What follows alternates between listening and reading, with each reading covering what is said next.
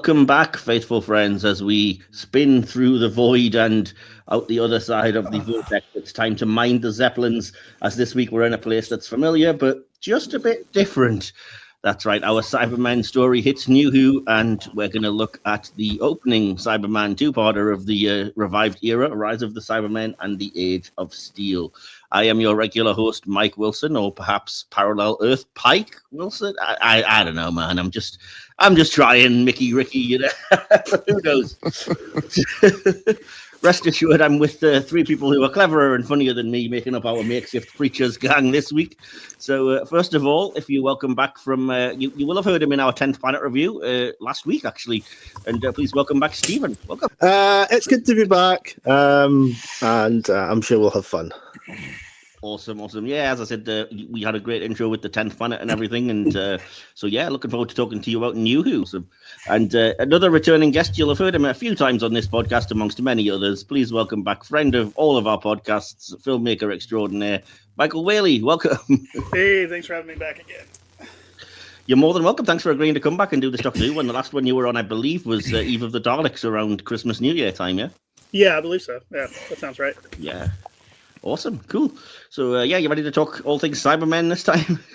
Sounds good. Yeah, I'm just glad I remembered which one it was, because when you first said the titles, I was like, wait, is that the one? No, that's not the one at the end of Rose and Tennant's seasons. And then I looked it up. I was like, oh, yeah, no, the first Cybermen back in NuWho. Yeah. I was trying to do first, big firsts. So we did 10th Planet first, and then we're doing this because it's the first time they came in NuWho. So hopefully there's some logic and the audience will follow along. So yeah, cool. And welcome back, a new guest to our Hit or Miss family, the Doctor Who podcast, although you will have heard him on our film podcast, especially if you listened to our George Romero Dead trilogy over on Silver Screen podcast. Welcome, Josh. Welcome, buddy. Great to be back. I had a blast last time, and I'm definitely looking forward to this. I'm a huge Doctor Who fan, and when you asked me to come on, I was like, yes, no hesitation. Yeah, I had no idea you were a Doctor Who fan. It was DK that put us in touch, obviously, to do the film ones, and I had no idea you were a Doctor Who fan. And then when you said you were, I was like, right, well, we've got to get you on the podcast. So yeah, yes, definitely obsessed with Doctor Who. Nice. And I did hear briefly off air that our American friends have had some trouble finding this episode because I know it's not really streaming anywhere at the minute. Did you both manage? Yep. I own it on Blu-ray, so I didn't have an issue. Okay, fair enough. Whaley, why don't you own it on Blu-ray, eh? Because I did a thing. I have this bad feature that I do where I go, you know what? I'm gonna wait till it finishes and just buy them all at once. And then as Morgan Freeman would come in and go, he did not buy them all at once because there's just so many. And I have plans to buy things that are finished, but this hasn't finished. So I guess I still have an excuse on these. But Doctor Who will never die. How dare you? I hope not. Nope. Yeah, no, I have this on Blu-ray as well. I did have the DVD sets from series 1 to 4. Then I bought the Blu-ray when it came out. So I can confirm picture quality pretty good.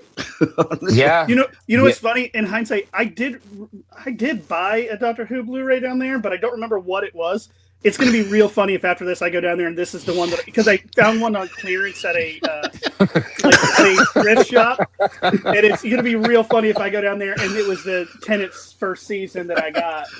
I didn't even think to look at that till right now. Especially if you've spent ages looking for just anywhere to watch it because it's not streaming, and you go and look in your physical media collection. Oh shit, man! Yeah, that's what's series 2, I have it. You're definitely going to have to keep us updated on that. Oh, I will. I will update you all. I will send a picture in the Discord of. We will never let you hear the end of it if it doesn't happen. I'm going to be pissed at myself because I was streaming it through this one site, and it was called like Daily Motion or some shit. And the first episode, I was able to mirror to my TV fine. The second episode, it wouldn't work correctly. So I could only get sound through my TV, but I was still watching it on my phone, and it was I just had to get it done, so I did it that way. So I'm going to be extra mad if it is downstairs. Well, at least you were able to watch it, and so we'll talk about that later. But as you know, if you are a regular listener of Hit or Miss Doctor Who, we don't jump straight into our episode reviews. We have little sections that we do beforehand, this will be new to you, Josh, but as I said, we'll try and be gentle as we hold your hand and guide you through these. So join us first of all as we enter our first section, and we enter the vortex. So this would be normally where I would ask our guests kind of a few introductory questions, starting with their introductions to Doctor Who. But of course, Whaley and Stephen, you've both been on before, so I've asked you this question. So I can kind of skip you two for now, but I'll be back. And Josh, this is your first time on the Doctor Who podcast. As I said, I didn't even know you were a big Doctor Who fan. So the first question I have to ask you is, what was your introduction to Doctor Who? What was it that the first episode you watched and what got you hooked? What kind of started you on this Whovian journey? So years ago, way back in the year of 2006, after NuWho had started over there for you guys, we had started getting it on the Sci-Fi Channel here. And my father had started watching it, and he had watched it back on PBS back in the 70s and 80s. And I'm like, I'm never gonna watch this show. No, this is cheesy and stupid. And so we're gonna fast forward a few years. And one day I was scrolling Netflix, and I remember hearing my father's voice in my head. You should watch Doctor Who. So you know what? We're gonna start it. I actually started with Rose, and Rose kind of grabbed my attention, and it went from there. And then I got to The Empty Child and the Doctor Dances, and those two episodes right there just solidified. I'm like, yeah, I'm gonna watch this entire show. This show is great. And Chris Eccleston is definitely still my Doctor. Oh, cool. Sorry to all the Tennant fans, but Chris Eccleston is definitely my Doctor. And then when the 50th came around, that's when I saw that they released the box set of all the seasons that had been put out for NuWho so far, and I dropped the $350 on the set, and since then I've just been adding to it as they come out. And then I started getting into Classic Who, and I was like, okay, I can dig this. And I actually, when I was watching some of Colin Baker's stuff, Trial of a Time Lord, to be specific, I remember seeing them as a kid. When I was really little, I remember watching them as a kid, and I think it was on PBS. And that kind of brought back some memories. And ever since they've been releasing Classic Who on Blu-ray here, I've been getting those and building the collection. And I actually just got Tom Baker's season 2 like 2 days ago. So, but yeah, awesome. And like anybody who talks to me about sci-fi or even wants to be friends, I'm like, first question, do you like Doctor Who? Because if you don't, we can't be friends. Well, I mean, I'm very much a sort of Star Trek Doctor Who household here, so my house is littered with memorabilia from both. Yes. Like I have, with my Blu-rays, I have every sonic screwdriver known to man up there. Oh, nice. Okay, cool. So yeah, and then over to the left you have Torchwood. So. Oh, we'll get to that in a few weeks, believe me.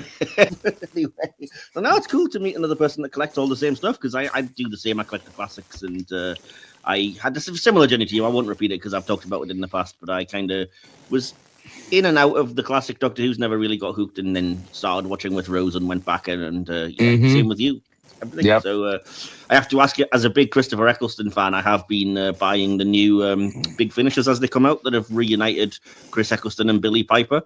And the fourth one just came out, and I just listened to it yesterday. Any chance you've been listening to any of those? I know they're probably harder to get in the States. They are. I want to get them so bad, because when Chris Eccleston actually came back to voice it for the Big Finish audio productions, I was like, oh my God. And I mean, at least he was honest. It was like, I'm doing it for a paycheck. But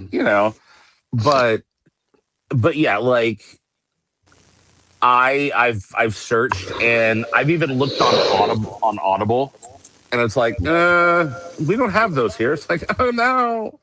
That's a shame. And so yeah, the next question that I have to ask you then is, do you have a favorite episode of Classic Who and a favorite episode of NuWho?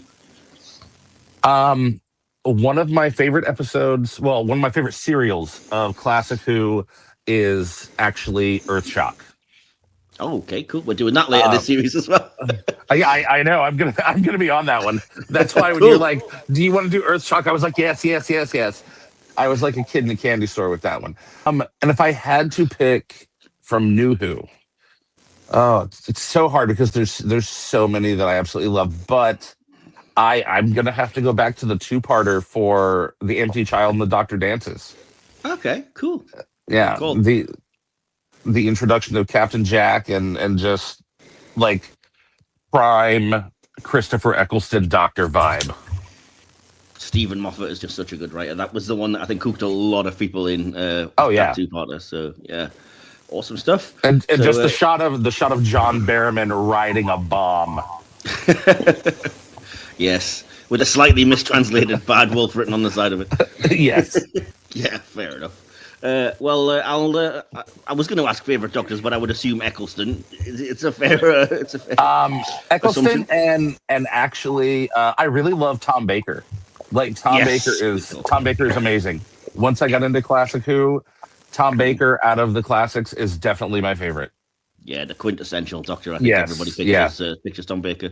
Awesome. Oh yeah. Well, I will come back to you, but I feel like we've kept the others waiting for a fair long while. And apologies, Stephen. I know you did answer this already as well. So sadly, I still can't quite come to you, but I will promise come to you soon.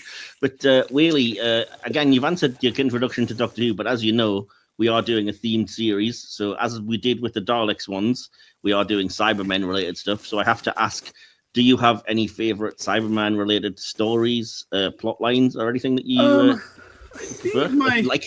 I think my favorite. Hold on, let me. I hate doing this off of memory with the neurodivergence, and say, oh, it's this, and then it was actually something different when I'm mixing it up in my head. I've done that before. Like, oh, I've very confidently said it's this, and then like later I look it up and like, oh no, that's not, and now I look like an idiot. It's not like you've watched the wrong story once when we were going to review something completely different. I've done that before.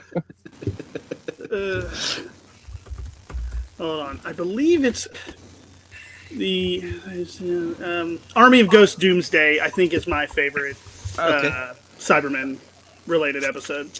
Wow, okay, cool. That's fair enough. Yeah, it's going to come up because it feels like it is kind of a natural second half to the episodes we're going to be reviewing for the main review. So I'm sure it will come up in that. Yeah, that's an interesting choice. And that was, honestly, when you first said Rise of Cybermen Age of Steel, that's what I thought. Originally, I was like, wait, is that the one at the end of season 2, series 2?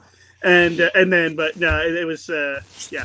So when I luckily I look up and make sure before watching it now. So and fair enough. I did watch the correct ones for this podcast, but I think Army of Ghosts and Doomsday are my favorite. Yeah, that two-parter's worth it just for the Dalek Cybermen smack talk that happens. Yeah, for sure. So I'll come back to you then, Josh, to ask you the same question. Do you have any favorite Cyberman stories or plots or anything? I'm actually going to do the same thing. I want to make sure I get the episode titles right. Hold on, I gotta look it up real quick. I was in the middle of doing that because I figured I was going to get this question. So fair enough. It was. I know that it was. I know that one of them was the Dr. Falls. It was Capaldi's. Yes, kind of swan song. World Enough in Time, the Dr. Falls. Yes, that's those. And I like that was my first encounter with the Mondasian Cyberman. Oh, wow. And in my opinion, those are so much creepier than the modern Who Cybermen, and I don't know why. Like I saw this, oh god. We were talking about that last week when we did the 10th Planet. It's kind of, I think it's because they seem almost like burn victims or something. They're way more human than what we might be used to. So yeah, it's freaky. But yeah, okay, cool, very good choice. I can't disagree with that. Like I said, we are reviewing that one, right? Well, I think that's quite enough preamble. So we're going to move on to the next section now. We're not quite at the main review, but we are going to hit the section that gives the podcast its name, and that is the hit or miss section. How I hate these hit or miss performances.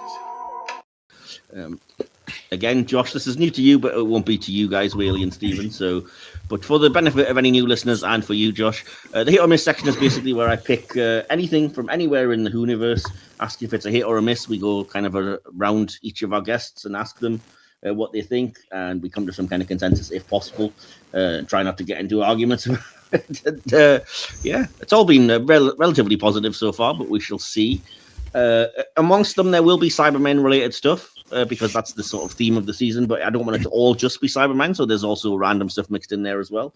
And lately, what I've been doing instead of just picking stuff is picking a huge list of stuff and then doing a kind of lottery style and asking our guests to pick a number so that it's even more random than it would have been before. So, yeah, are we all clear on what's going on with the hit or miss section? Yes. Yes, Captain. Well, since you nice. Well, since you are the new guest, Josh, I kind of have to come to you first. So I have. Oh 18, God, I'm getting picked on. No, it's all good. I have 18 things. 18 things here, believe it or not. So there's plenty of choice. So if you want to pick a number between 1 and 18, and we'll see what we're going to talk about. Okay, let's see. 9.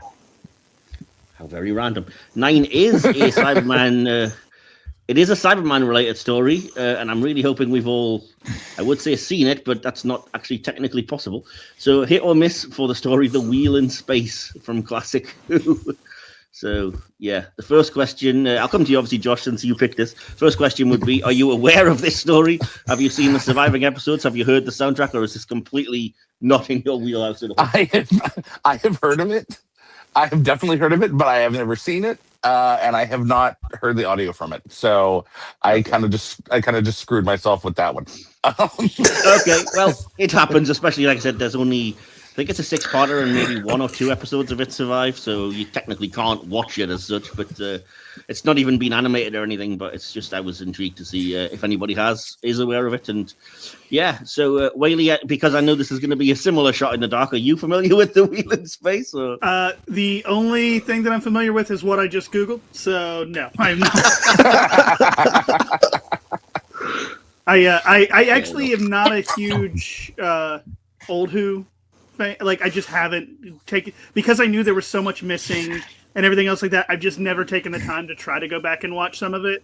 But it's also the same thing for me, like how campy it was back then, which I know is a lot of people's love of it. It's the same reason why I don't go back and watch old Star Trek with is because I started with TNG. I feel it's the same thing with Doctor Who. I started with Eccleston.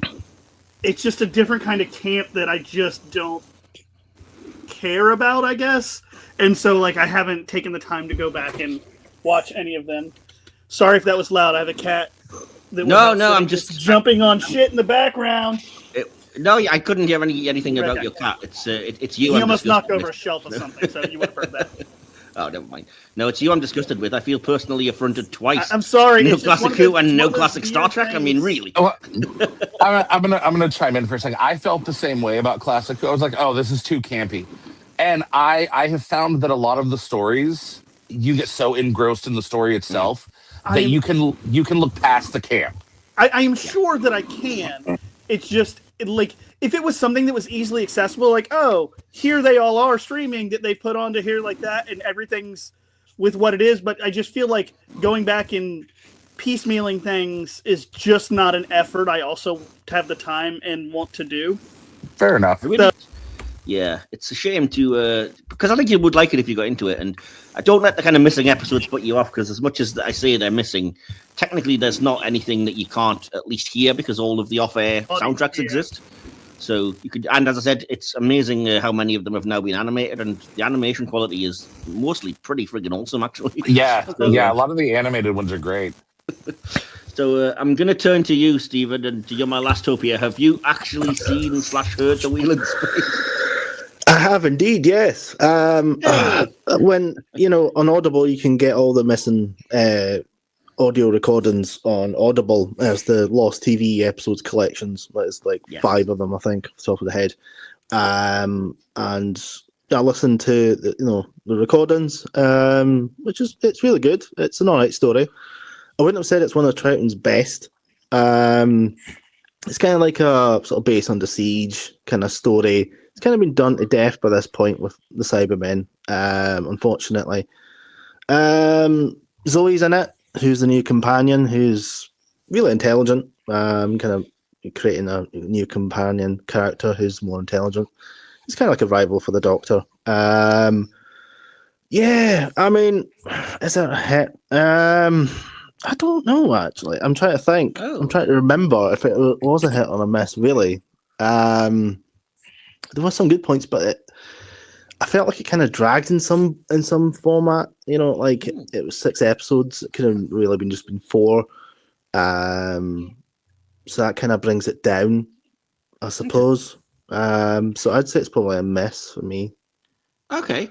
I'm gonna have to say I think it's a hit, so we're gonna end up in limbo because it's 1 hit and 1 miss of the two of us that have seen it. I really like this. I kind of for a long time I've really wanted it to be animated because it's the last Cybermen story that we don't have in some form or another, either animated or just available. And yeah, having watched the recon and listened to the audio, I really like it. I think it's one of the 6-parters that kind of works a bit better than some of the slower ones, and I like the kind of subterfuge of the Cybermen invading the kind of space station aspect of it, and it's cool. As you said, we introduced Zoe, the new companion, who is a complete opposite of we've just left Victoria, who's kind of ancient, olden timey companion, and we go from the opposite, from the past to the future, and this futuristic computer whiz genius woman. So yeah, I think I quite liked it. It's very sci-fi-ish as well, and kind of pseudo Star Trek-y, which is probably why I like it. So I would say personally hit, but as I said, we're not going to come to a consensus either way on that one, it sounds like. So viewers, you will have to see if you can find a way to catch this and decide for yourself, I guess. So yeah. Right. Well, Stephen, I'm going to come to you next just for reasons that are not clear to me or anyone else, but here we go. Damn it! Yeah, pick it on me now. Because I was talking to you when you were in my mind, so there we go. I'm always on your mind. I live there rent free. Right. Like Elvis or the Pet Shop Boys would have said. Hey, that makes him a better landlord if you're there rent free. So yeah. The only kind of good landlord is one that you stay rent free. So. Exactly. So a number between 1 and 18, sorry, except 9, which is good. 17. Okay. 17 as a character, not particularly Cyberman related, although in a sort of sad kind of way is. Hit or miss for the character of the Brigadier Alistair Gordon Lethbridge Stewart. Come on. No, this is easy. Who's going to say he's a miss? I mean, come on. He's a legend. Even with that moustache, I mean, come on. I'd give him a kiss. I mean, come on. The brig. Yeah. 6 hops. Rapid. Yeah. I mean, he was created back in, the 60s, the Web of Fear. It's kind of like a one-off character. Kind of became, along with Unit, kind of became that amalgamation, and he kind of the head of Unit, which during the John Pertwee era was a massive part of the cast. And he just went on from there, coming back every now and then. Just a legend. Legendary character. Obviously, we've got Kate now in the new show. So, yeah, definitely a hit for me. Yeah, fair enough. I can't disagree with you on that one, but we'll get to my thoughts later. Whaley, are you familiar with the Brigadier as a non-Classic 2 fan? No. Here's the thing. I'm familiar with his relative. Isn't yeah. I recognize Lethbridge Stewart. Kate. Yeah, you know his daughter. Yeah, I know his daughter. No, I will say after looking up an image of him though that if he was he a pilot at any time, because his mustache looks like a plane on one of them. No, he was never a pilot, but I have to say for the first kind of during the main run of the show he was in, the mustache is fake. Yeah, it looks like it could be. One of the images that just when you pop up the Brigadier Doctor Who on Google, the Reddit image that pops up, it looks like a plane underneath his nose. Like it angles. It looks like wings of a plane. But no, I'm familiar, like I said, because I didn't do old Who. Like I'm familiar with his daughter, but not him. Well, but he does look cool, so I'd say hit. Oh, yeah. Yeah, well, he's not the kind of person that would put a poker like aim a gun at some random civilian. So there's that. So that's a hit for me. That's fair enough. And as you already alluded to, you can never get a more iconic line than "Chap with the wings, 5 rounds rapid." Right, Josh, over to you. Are you familiar with the Brigadier, and what are your thoughts on the character? I definitely am. When I first started NuWho, I was like, they had made mention in I can't remember which episode it was about the Brigadier, and I'm like, okay, I don't know who this is. And then when I got into Classic Who and I was introduced to the Brigadier, I was like, oh, okay. And one of the things about Brigadier that I love is in several episodes, especially with Tom Baker, he doesn't put up with the doctor shit. Like, he just puts his foot down. It's like, no. And he's only in a couple of the Tom Baker ones, but yeah, I see what you're saying. Yeah. He definitely a hit with me, and I love any of the episodes that include the Brigadier.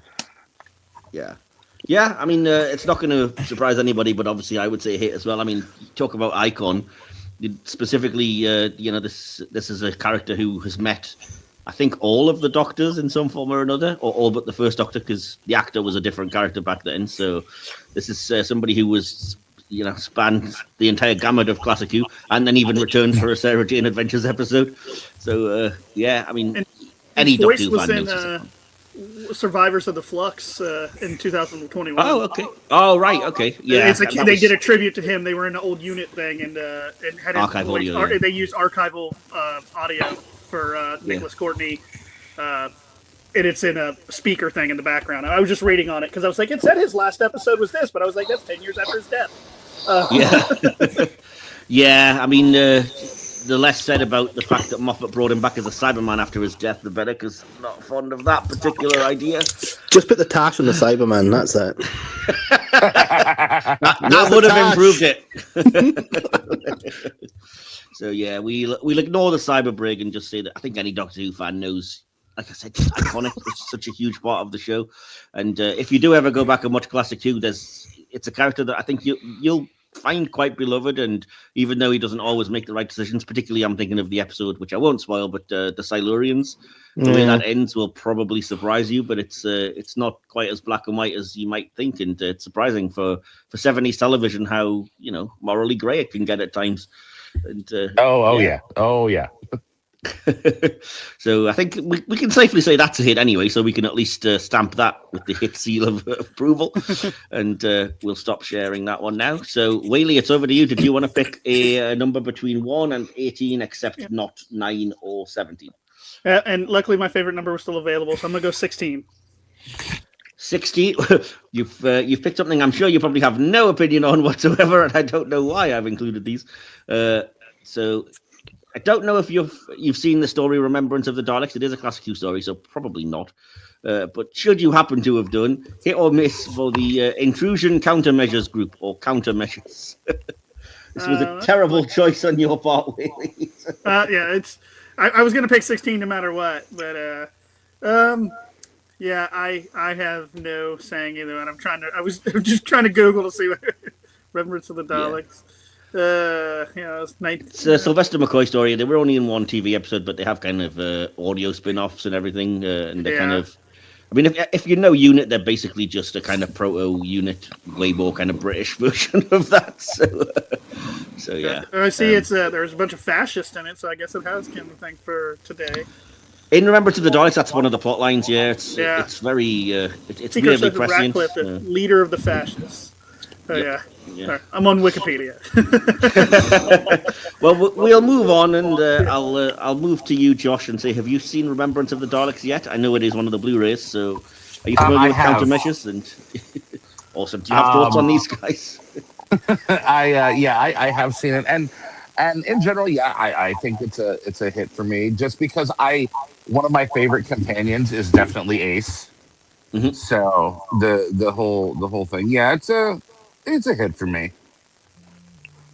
Okay, fair enough. Like I said, they haven't had a lot of TV appearances, but I think it's hard to say anything too negative about them. They are the good guys, and they do, help fight the Daleks in that one story. Stephen, I know you're going to be familiar with countermeasures. What are your thoughts? Oh, Remembrance of the Daleks. What a great story. Yeah, it's a hit for me. Obviously, there's only in that one story, but they always are in Big Finish. I don't know if you guys have listened to 1963, the Assassination Games. When they kind of come back. Actually. There's another one after right there. Definitely check it out. It is on BBC Sounds at the minute. Okay, cool. They've got some sort of audios on there, some Big Finish stuff, which is, you probably should go and check that out. But yeah, Ace is one of my. I'll do like Ace. She's one of the great companions as well with the Seventh Doctor, Sylvester McCoy. So yeah, definitely a hit for me. Awesome. And I think Countermeasures is a hit as well. Like I said, it's kind of... I do like when Doctor Who expands its universe a little bit like this, when you have organizations like UNIT and Torchwood, and, it's not all about, why is the Doctor the only one that ever encounters aliens and stuff like that. So I like that this group exists. And I have to say, like I said, they're just so quintessentially British. I mean, look at them, for crying out loud. So there is something kind of fun about that, seeing, this... futuristic space kind of alien in a tank taking on this one dude who's like, "Oh, how dare you! I was having tea." But yeah, I love it, and I have listened to a couple of their Big Finish audios. I just finished the Split Infinitive, which is part of the Legacy of Time stuff, which they were in, and it was really good. And yeah, they work really well with the Seventh Doctor and Ace. And as you said, Remembrance is such a bloody good story anyway, that everything in that's amazing. But there is something weirdly kind of unfortunately quite prescient about the fact that they have a fascist in their ranks that has to be outed and everything as well. So yeah, very slightly uncomfortable in this day and age, but relevant, unfortunately. And yeah, I mean, like I said, it's nice that there's somebody who was before UNIT in that time period, because they are from the kind of 60s effectively. So yeah, nice to have them around, and they're all pretty good. They're good actors and actresses as well. So it's going to be a hit for Countermeasures, I would say, as well. So another overall hit. So we've all picked, I think, one thing. So go on then. As you're new, Josh, I'll give you a second shot at this. Do you want to pick a number between 1 and 18? All right. Between 1 and 8? Okay. 1 and 18, sorry. I think you said, okay. 12. 12 is something from NuWho, and it's Cyberman related. It's a particular design of Cybermen, actually. So at least I think we'll all have an opinion on this. Hit or miss for the Cyber Warriors. And if you want to know what particular, brand they are, it's these ones that are currently on screen. They are from the Jodie Whittaker era. From I think they debuted in Ascension of the Cybermen. With that, you picked it, Josh. So I'll come to you first. Any thoughts on these Cybermen? I miss. They're a miss for me. Oh, wow. Okay. Like I said, I prefer the older design to the Cybermen. Yeah, no, miss for me. Okay. Any reason? Just too robotic, maybe? Yeah, I don't. It got to the point where, especially with the Jodie Whittaker era, and bless her because she's a phenomenal actress. A lot of it was the writing for me. I just can't. I can't with Chibnall. Like, you're not the only one, but no, I was focusing more on the design elements. I don't want to start getting into the writing. I just got into. I went tangent. No, I do prefer the older design still, though. That makes sense. The Cybus Industries Cybermen definitely better than this. But like I said earlier, the Mondasian Cybermen is definitely peak Cybermen for me. Okay. Well, that's one miss then. So, Stephen, I heard an audible groan from you. I mean, you can. They keep kind of trying to revamp the Cybermen more than they do the Daleks. You can kind of tell that they've kind of tried to go with the sort of the 80s vibe. But for me, it just looks like a lot more like armor. It doesn't really sell Cyberman to me as much, apart from the head. But everything else kind of just screams armor. And so it's kind of like a miss for me. Okay. Whaley, over to you. I agree with Steven. Like I don't hate the design, but it does, like the whole thing with the Cybermen where it's just the brain and the rest of it's all robot. It looks like a human body wearing armor. Okay. And so, like, I don't think it is supposed to be just a brain in a. The ones we just watched, they mentioned that that's just. Yeah, that's very much a Russell T Davies thing. We'll get into that when we talk about the main episode. I don't old Who, so yeah, I would just say that it's just putting the brain inside of a robot was just what I thought. But yeah, and here's the thing, while I didn't think Chibnall was great, I still love Jodie Whittaker in their seasons, and.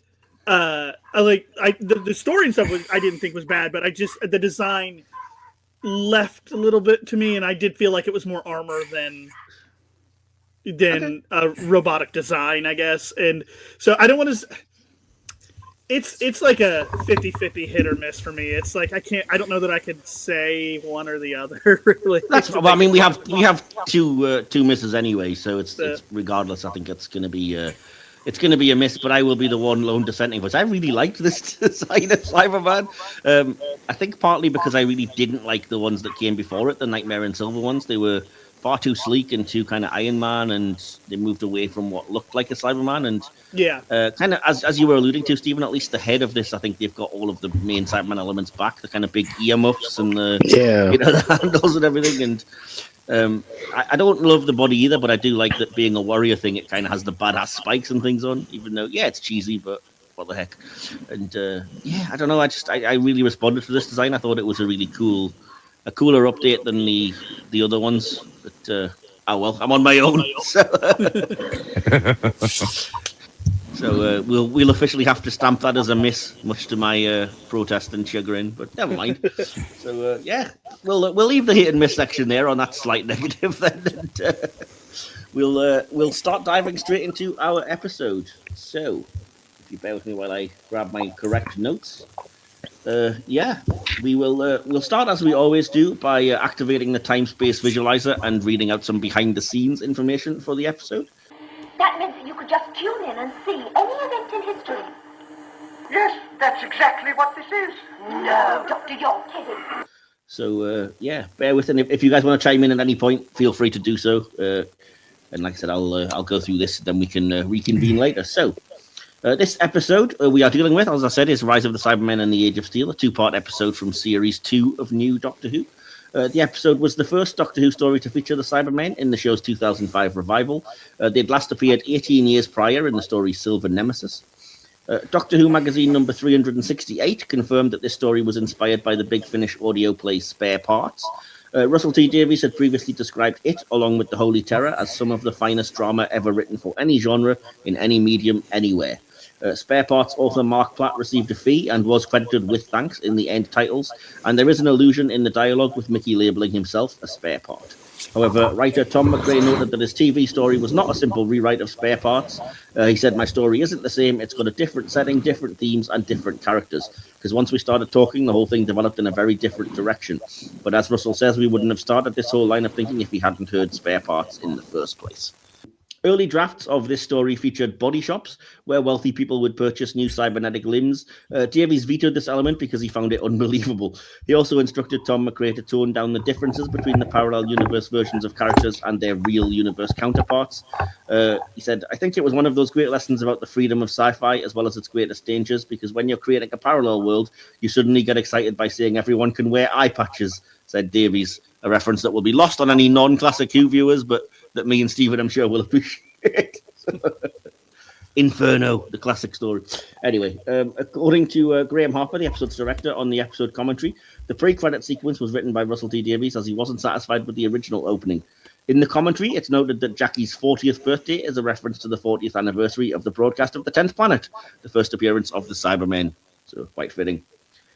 Unlike the 2-part stories from the 2005 series usually, this episode featured no next time trailer for the next episode, only a title card reading "To be continued," the first time that phrase had ever been used to end an episode in the program's history.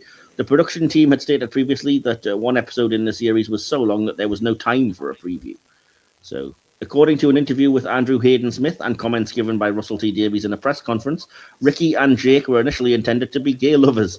A deleted scene included in the complete Series 2 box set confirms this. So, yeah, there's elements of that I think you can kind of pick up on. And several elements of this story refer back to the Tomb of the Cybermen, specifically the Cybermen using a form of mind control, characters being startled by a mock-up Cyberman, and Cybermen killing with electricity from their hands. And more about that next week when we review that episode. So, yeah.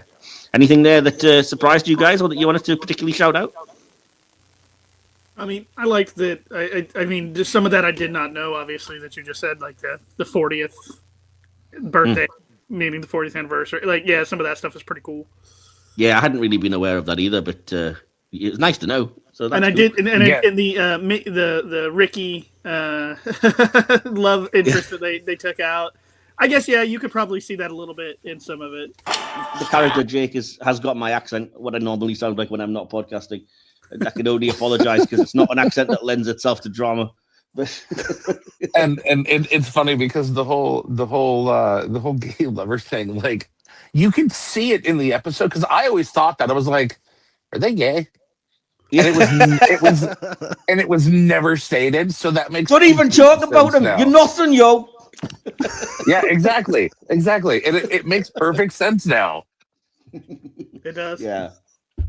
Yeah, that terrible overacting makes perfect sense. It's so I mean, bad. both episodes were overacting, but that's I mean, it's when you're on screen with Roger Lloyd-Pack, it still came off looking like freaking Shakespeare, unfortunately. I mean, I would review this episode, but how could I do that from beyond the grave?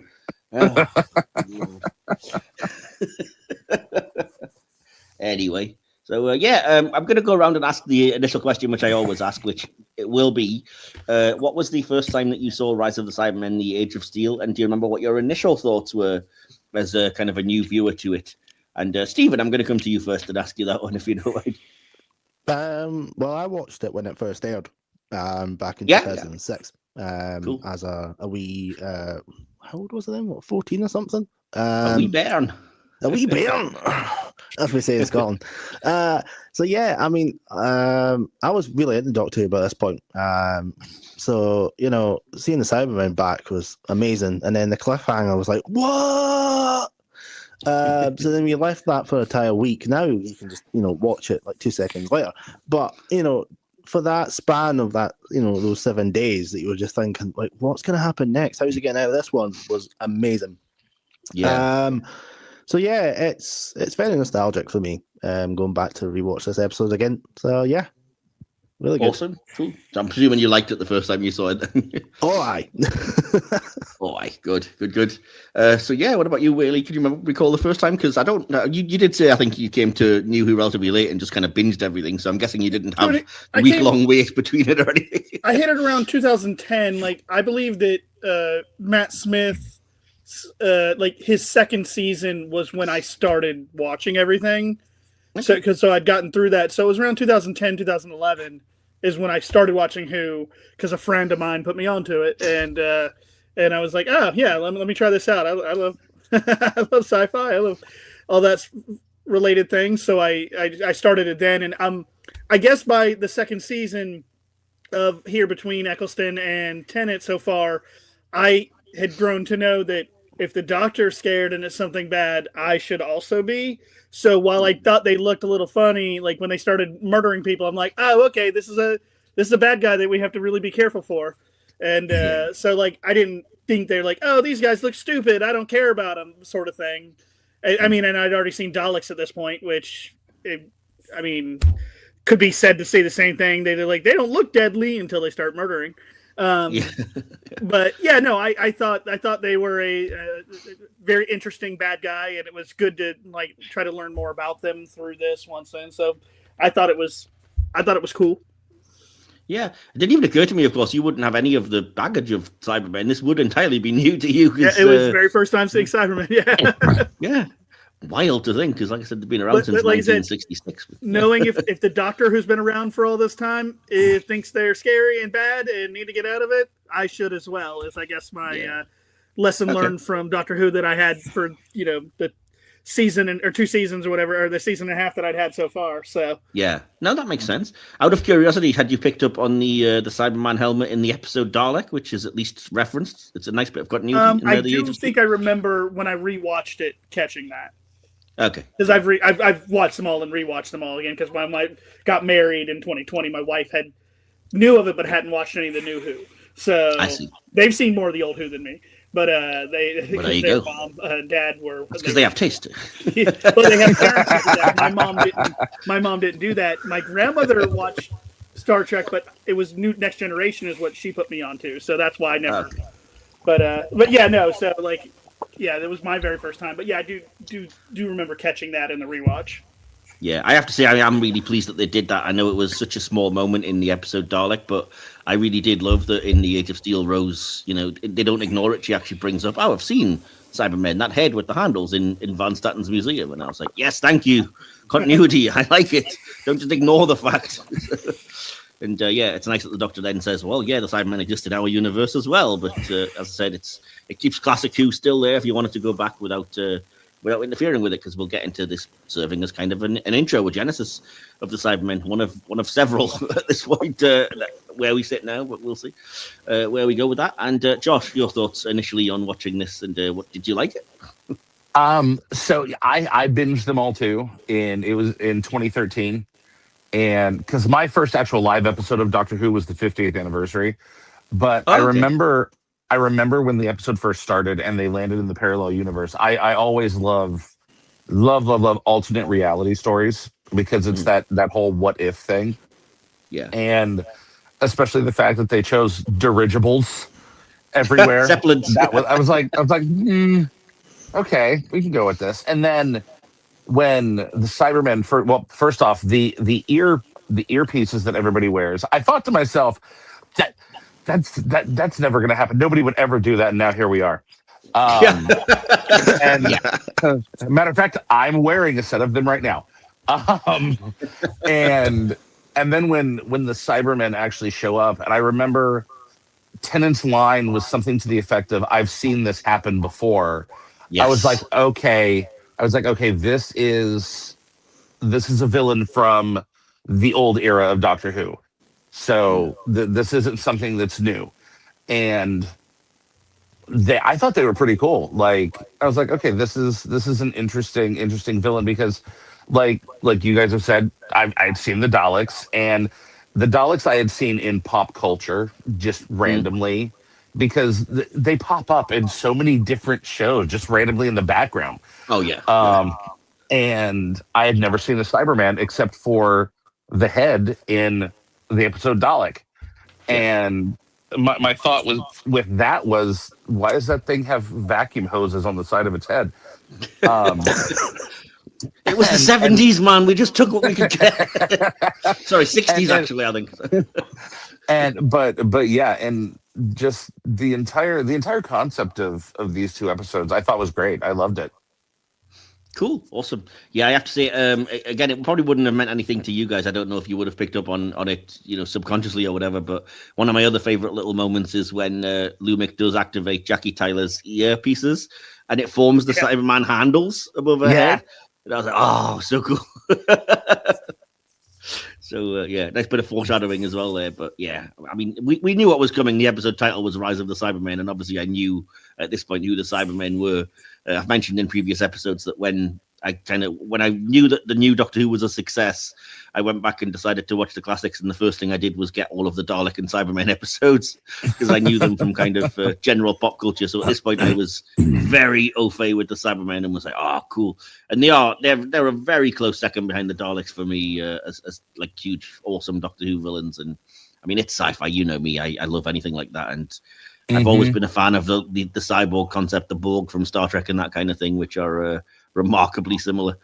And I've shouted this out multiple times, but if you haven't had a chance to check it out, there's a comic called Assimilation Squared, which is Star Trek / Doctor Who crossover with the Borg and Cybermen and the Enterprise D and Matt Smith's Doctor Who crew all in it. So do check that out if you happen to be a Doctor Who or a Star Trek fan, or ideally both. So that would be amazing if they could actually do that crossover. Like in Strange New Worlds, when you see the TARDIS in the background this past season, I was like, yes. Yes. I at a convention about 5 or 6 years pre-pandemic, so Jesus Christ, 6-7 years ago.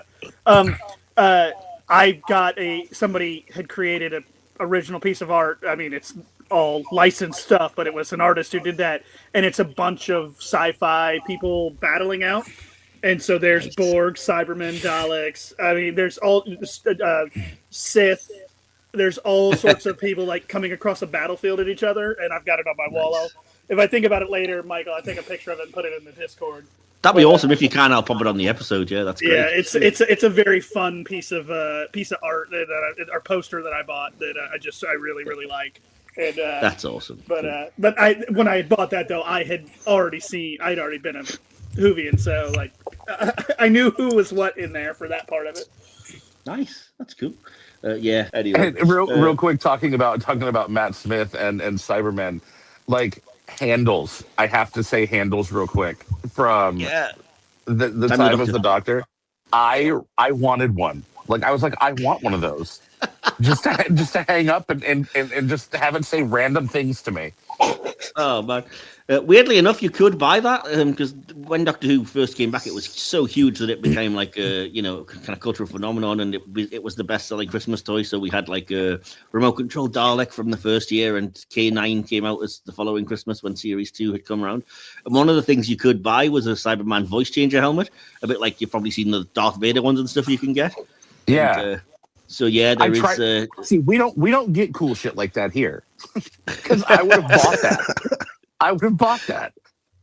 I don't know if you've seen this, but there's a meme that's going around, and I'll try and find it and again send it in the Discord or Messenger to you guys if I can find it. But there's somebody had put this Cyberman helmet outside for whatever reason, and randomly like some squirrel had stuck their head in looking for something, and there's a picture out there of like a squirrel with a Cyberman head that goes around all the time as a meme, and it looks so weird, but like it fits, and it's just like whoa.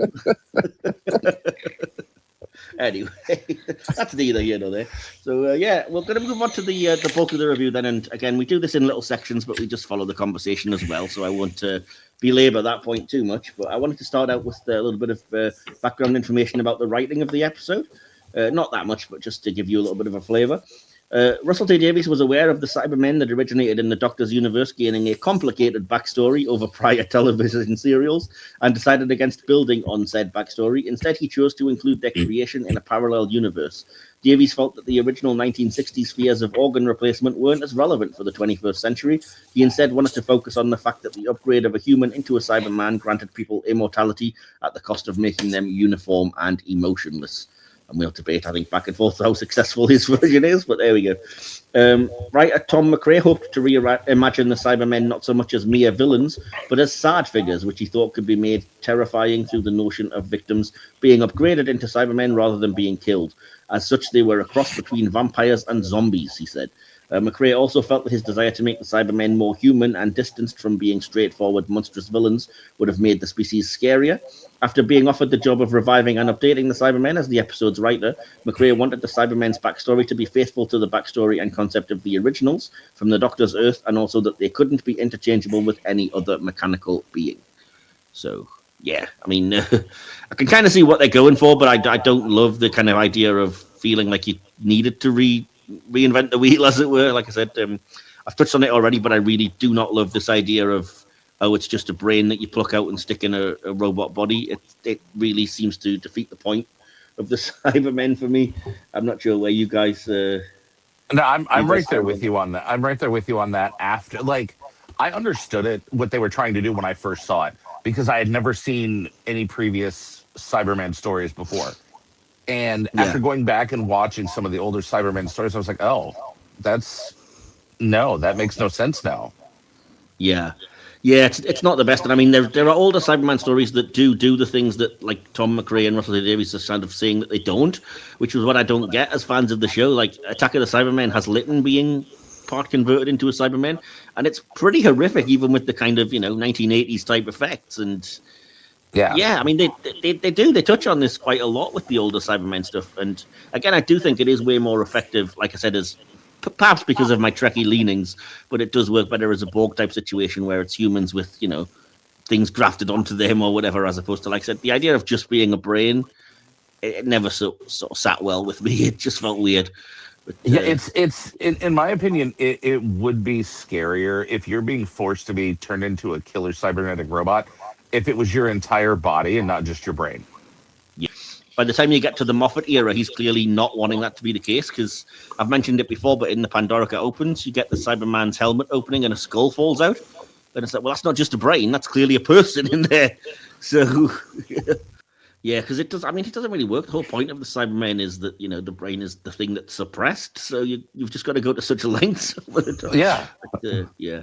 I mean, credit where it's due, at least they do sort of make some reference to it having an artificial nervous system that you can, because in the Age of Steel, he kind of unplugs the logo part and there's some kind of cloned organic tissue or whatever. But I was like, well, if you're doing that anyway, just what's the point in not just using the body, Anyway. Yeah, save time, save money. Put the whole body in. Exactly. So what are your thoughts on that, Stephen? What do you make of this new kind of version of the Cybermen?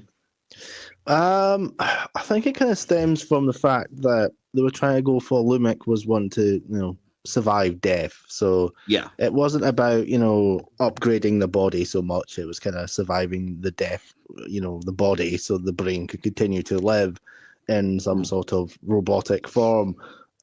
Which kind of fine, okay, for the story, fine, fair enough. If you want to do it as a parallel sort of universe stuff, fine, okay. But, it is kind of dumb in the kind of sense of the Cybermen history. I think it's a lot cooler, though, if you kind of upgrading, human bodies, with parts of machines and stuff as we go on in the future to try and, repair the body, replace limbs and, hearts and whatnot, and basically, in the original, kind of in like spare parts, it's kind of explained that it was desperation at that point because, they had to do it, otherwise they would just die. So, it removes that sort of, really harsh reality, the really scary part of the Cybermen. Yeah. No, I couldn't agree more. And that's the kind of, that was the origin of the kind of concept behind the Cybermen, that Kit Pedler was kind of he'd worked in this kind of field as a doctor and kind of was aware of spare part surgery and the fact that, yes, it's fantastic that we have all these life-saving things, but as a sci-fi writer, your mind goes to what happens if things go too far from that. And, instead of being life-saving, you're starting to replace far too much and how much is left that's human at that point. And so, yeah, I mean, the Mondasian Cybermen literally say we were dying, we replaced our body with spare parts, and then we gradually went further and further until there was very little left of us that was still human, that hadn't been attached to some kind of machinery. And again, I much prefer that concept because it just seems too clean to be like, we're not about upgrading the body or spare part surgery or whatever. It's just literally, this is a robot suit with your brain in it. And it's like, oh, really? Okay, I guess.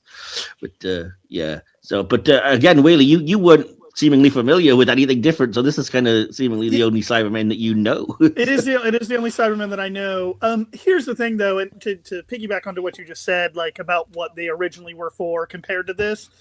Yeah, I don't see them as being that different necessarily, because human bodies don't last, but the brain can if it has the ability to do that. So to me, the last thing that could come over is the brain. So somebody like the villain in this, where everything else is failing, like, yes, you have the robotic things replacing everything, but like, honestly, at the end of the day, that would gonna have to happen anyway. So why not just do it all at once and just have it to where you control your brain's in there?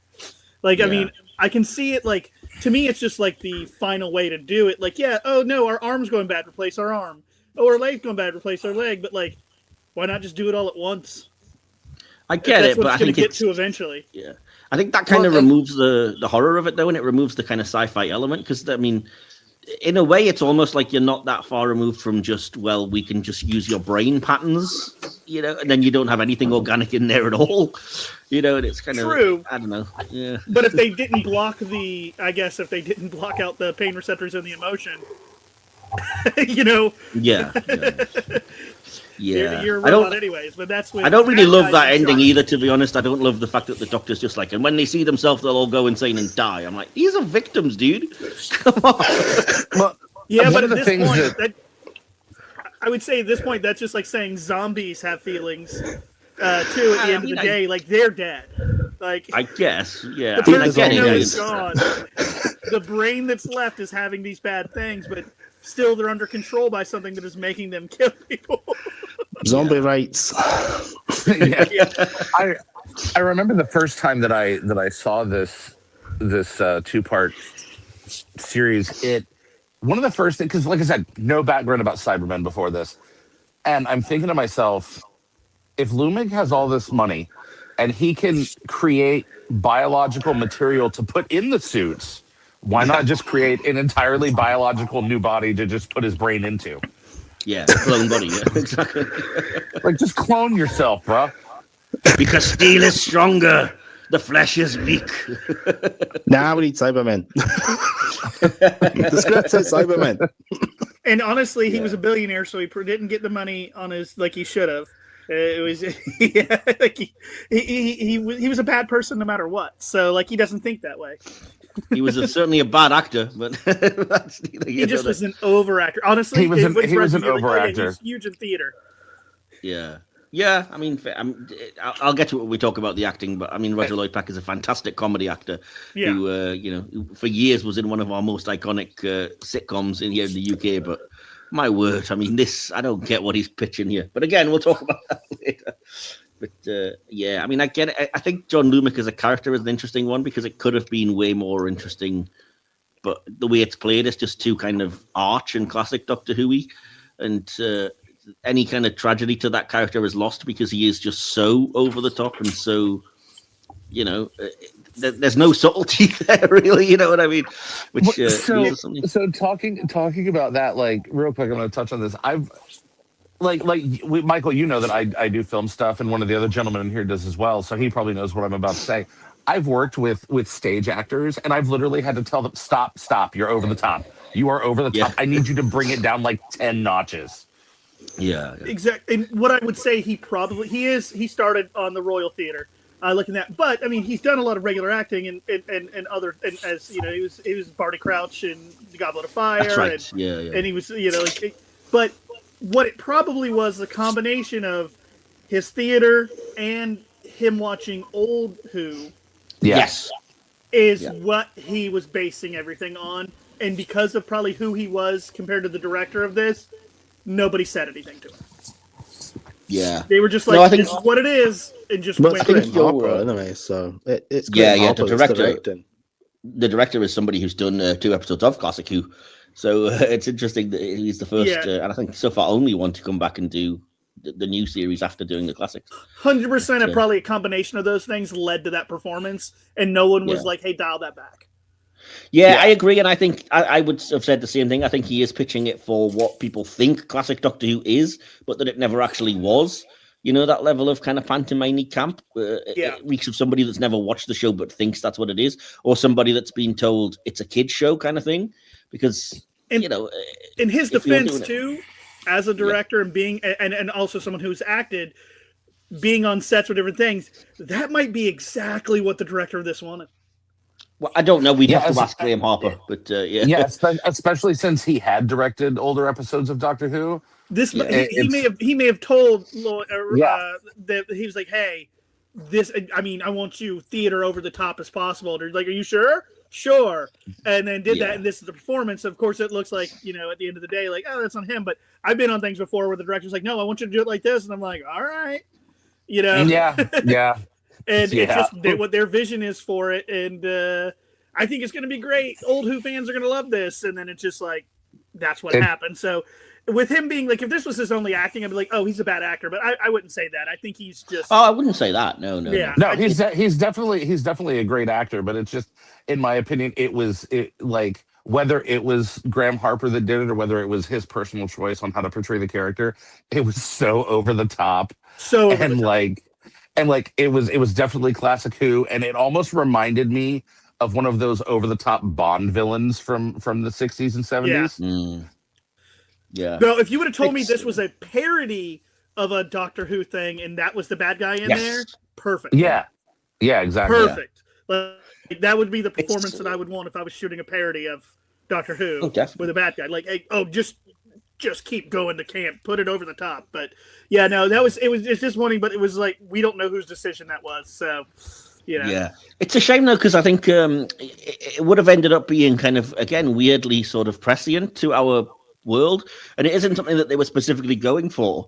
But the idea that this kind of billionaire thinks he's above governmental kind of control and laws and wants to just do everything his own way. And it's like, you look at like Musk and Bezos and people in the world today, and it's like, Lumic is a disturbingly close parallel to these people. If he just wasn't as over the top, you could really have played that for the. And I think if this, episode were made today, they would have played that way more for the on the nose kind of satire realism of it, which is way more horrific because we're not a million miles removed, The company BBC or whatever wouldn't have let them do it.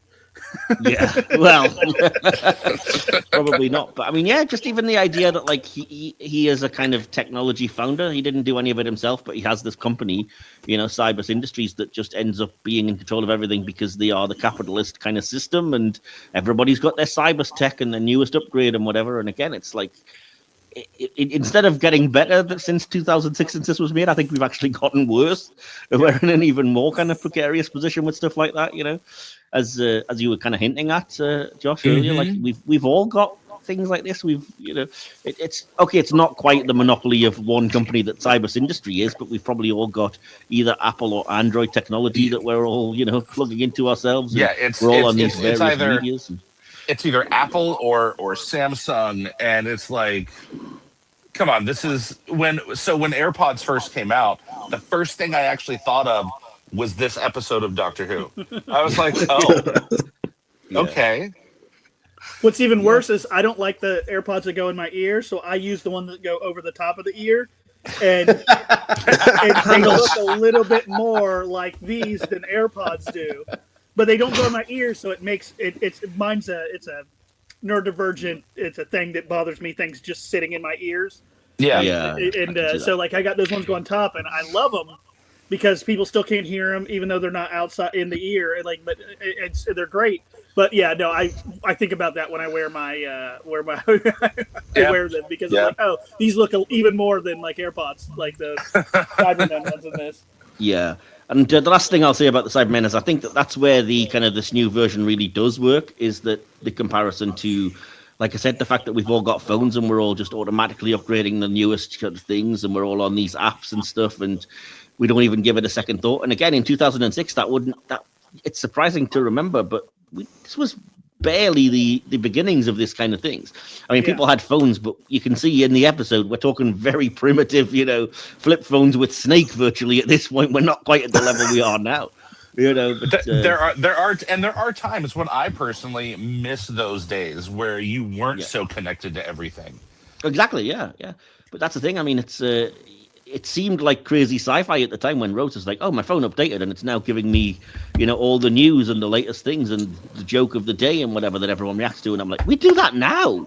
Yeah, exactly. It's so weird, So that way I kind of think it is a good kind of social satire, and it does kind of, it replaces that spare part surgery worry with a new kind of, what you've got to have the latest upgrade kind of thing in quite a clever way. But I just don't know if using the Cybermen for that was necessarily the way to go in terms of the physicality of it. But I get it. I understand. I do have to say that I think the design looks good and they seem menacing, especially like I said, that cliffhanger is really good. Where it's like, oh, bullets won't stop them. There's nothing we can do. And I was slightly disappointed at the resolution to the cliffhanger because it felt way too, as most Doctor Who resolutions do, it's way too easy to zap one of them and the chain reaction kills 30 of them. And okay, whatever. And that's Doctor Who all over.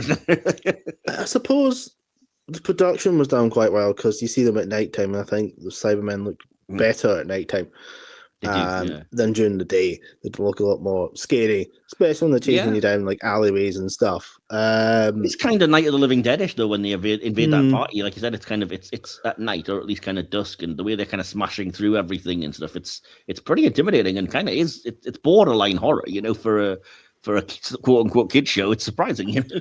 Yeah, I mean, especially when Ricky gets killed. I mean, like Mickey's just standing there looking at them, and they're just looking back with like nothing, and it's just these blank faces staring at you, and it's just like, yeah, this is not good. This is really scary. So yeah, I think the production was really well done. With it looks like there's millions of Cybermen, but there's probably only like about 6. You'd be surprised if you watch it behind the scenes. I think there is actually quite a lot of them because maybe about 12, is it? There's quite a few because I don't think I've got this in one of the sections, but they actually did. They took them to a professional choreographer who had to teach them how to kind of march in unison and everything. And you can see in the BTS, I reckon there's at least a couple dozen people that are all in the suits, and they all have to kind of, like I said, march in time and everything. And they're all choreographed. It's not like classic when they're just walking around getting the cups of tea and stuff, you know. Yeah. The next thing I want to touch on then in terms of the plot is the parallel universe thing, because it's obviously a major part of the plot as well. And yes, it gives you a chance to do a genesis of the Cybermen without wrecking existing continuity, which is a plus, I would say.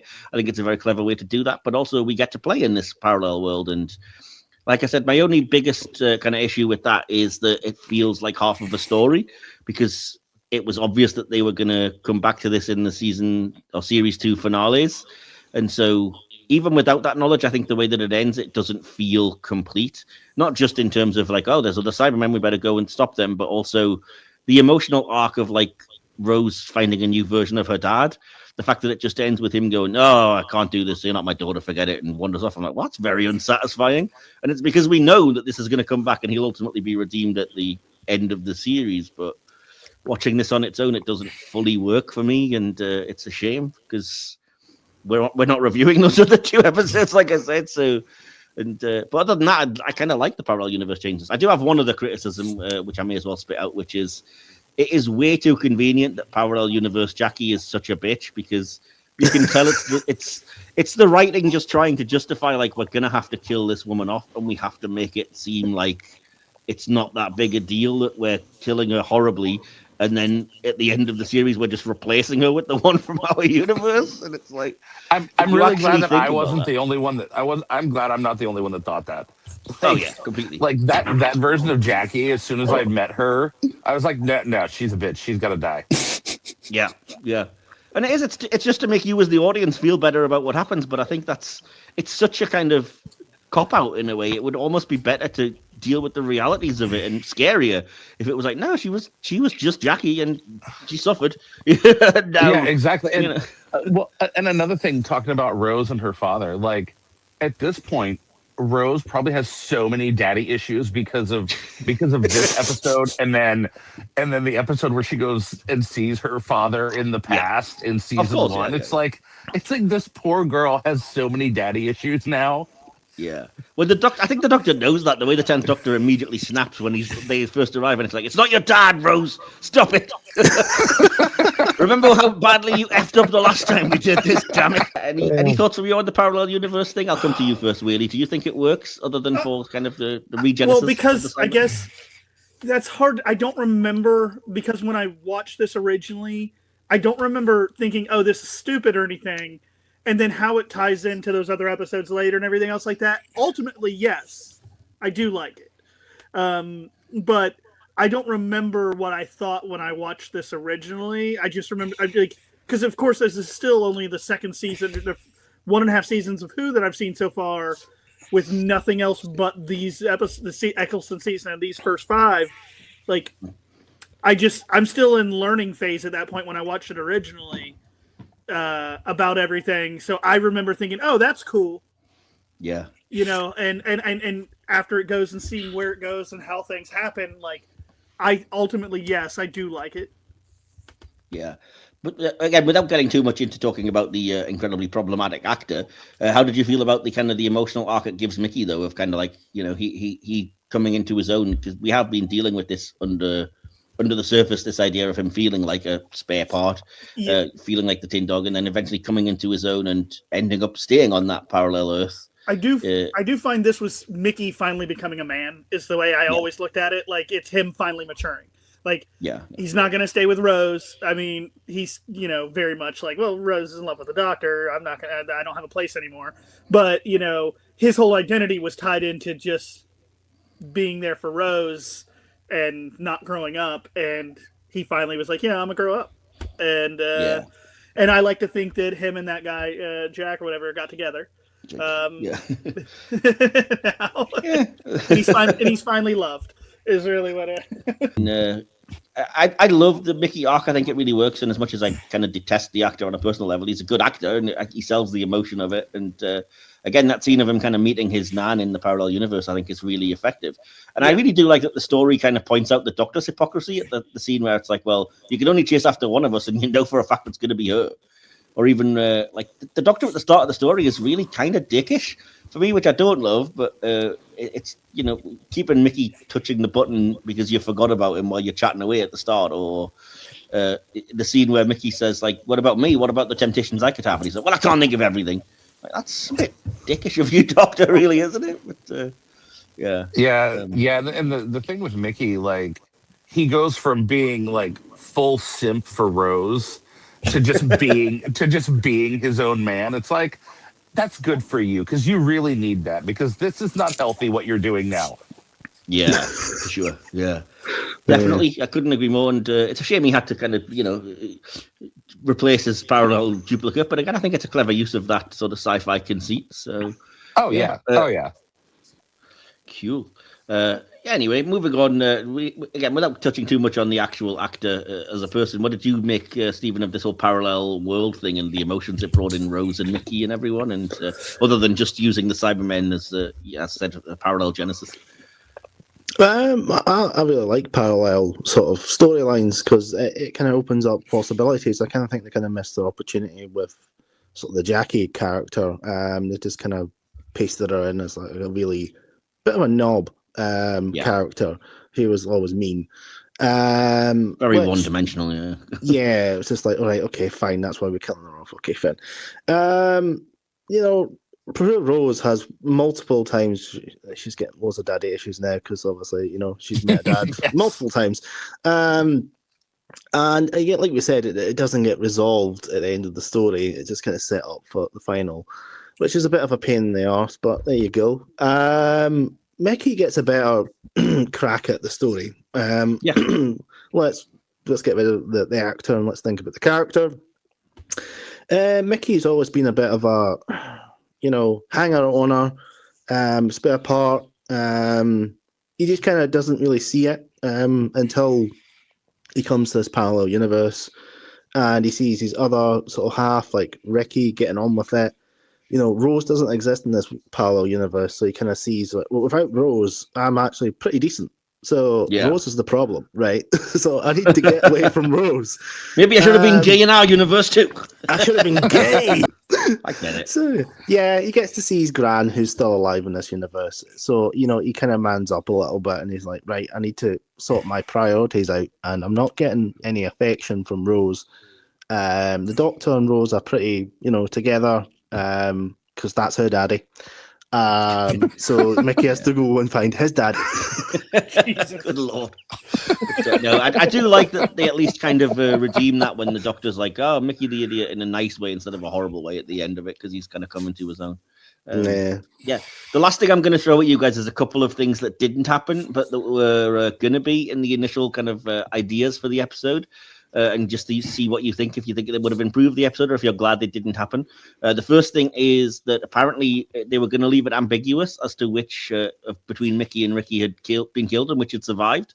And you would never have actually known. A bit similar, I guess, to what they do with Osgood and the Zygon later on in the later episodes. And okay, I don't know if I love that idea. And the other thing is they were going to have this two-parter end with... basically just there was just enough power to make one trip to our universe and then back, and they were going to use it to basically pick up our Jackie and drop her off with Pete from that universe. so that they both had somebody. But they decided that at this point in the series, it really was way too much of an emotional burden to put on Rose to basically be like, and you can either never see your parents again, or and travel with the Doctor, or stay here. And they were like, it was far too much for the end of this episode. So just drop Jackie off in a parallel universe with a guy. Yeah, I know, it's so weird. But not just that, like drop her off and then be like, well, Rose, are you staying or are you coming with me and never seeing your family again? Bye. Your choice.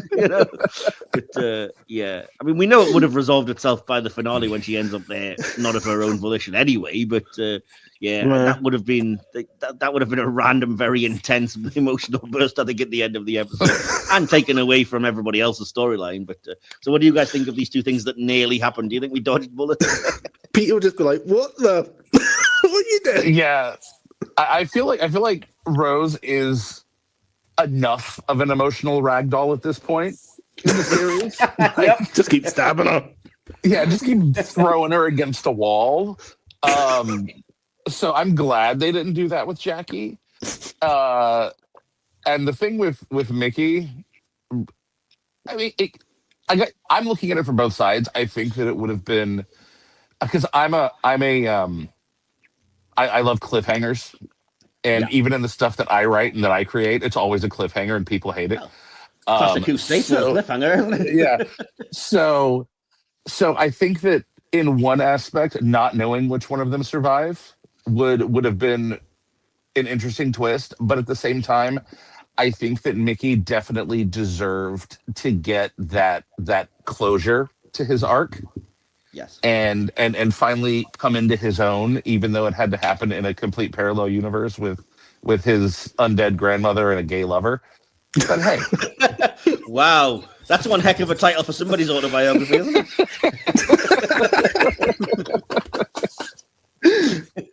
I would say the only way that Mickey's thing would have made sense to have it be ambiguous is if the plan was for Rose and Mickey to get together again.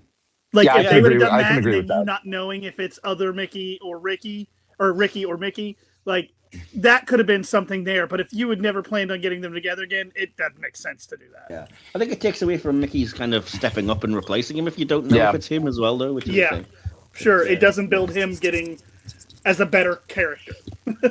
Exactly. Yeah. Before we move on, I just want to just blast through some of my quick fire notes then on the writing, and then we'll move to the next section. First of all, the very blatant "It's Alive" Frankenstein reference at the start. Yeah, I got it. It was again a very nice touch that would have been very much lost on any non-classic Who fans. That the International Electromatics is the dummy group that the vans are taking people with. It's a reference to a classic Who story called The Invasion. Let's see. Why no emotions? Because it hurts, I think, is a very nice and succinct way of putting that. I like the idea that Pete was Gemini and that Ricky starts off such a badass, and then it turns out he's just got parking tickets. Yeah, I love that part. And I especially love the exchange of, park anywhere, that's me. And the Doctor's response being like, good policy, I do much the same. Yep. I actually, an underrated part, I really like Tennant's smirk when he finds out Ricky isn't as badass. To me, Tennant was like, yeah, he's the same in every universe. Yeah, it's just kind of the smirk that he had there, and I did like that a lot. Absolutely, yeah. And I think let's see, when they're invading the Battersea Power Station Cyber Factory, and they decide that they're going to go above, between, and below. That's got to be a Five Doctors reference for any classic fans, right? Surely. Yeah. I like because it's very similar to scenes that are in Star Trek. I like the scene of walking past the sleeping Cybermen. It's very walking through a Borg ship. Again, Trek fans will know what I mean by that. I love the Sally Phelan scene. I think it's heartbreaking and brings home the humanity of that these Cybermen are just pure victims, which again makes it very tonally jarring when we're celebrating their heads all blowing off at the end. But nevertheless, let's see. The cyber controller, I think, is. Again, I think this is where being over the top kind of helps, because it's blatantly kind of a horror movie villain type thing, the way it trudges around chasing after you and everything, and it kind of works for me. I love Tennant's speech to Lumic at the end there, and again, I loved Mrs. Moore as a character, and the fact that the Doctor takes the time at the end to say, find her family and let them know that she died a hero saving the world. It's a nice little touch, and that's all I've got. So, any last thoughts from any of you on the writing before I move to the acting part? Nothing. No, not offhand. I think it was good. Awesome.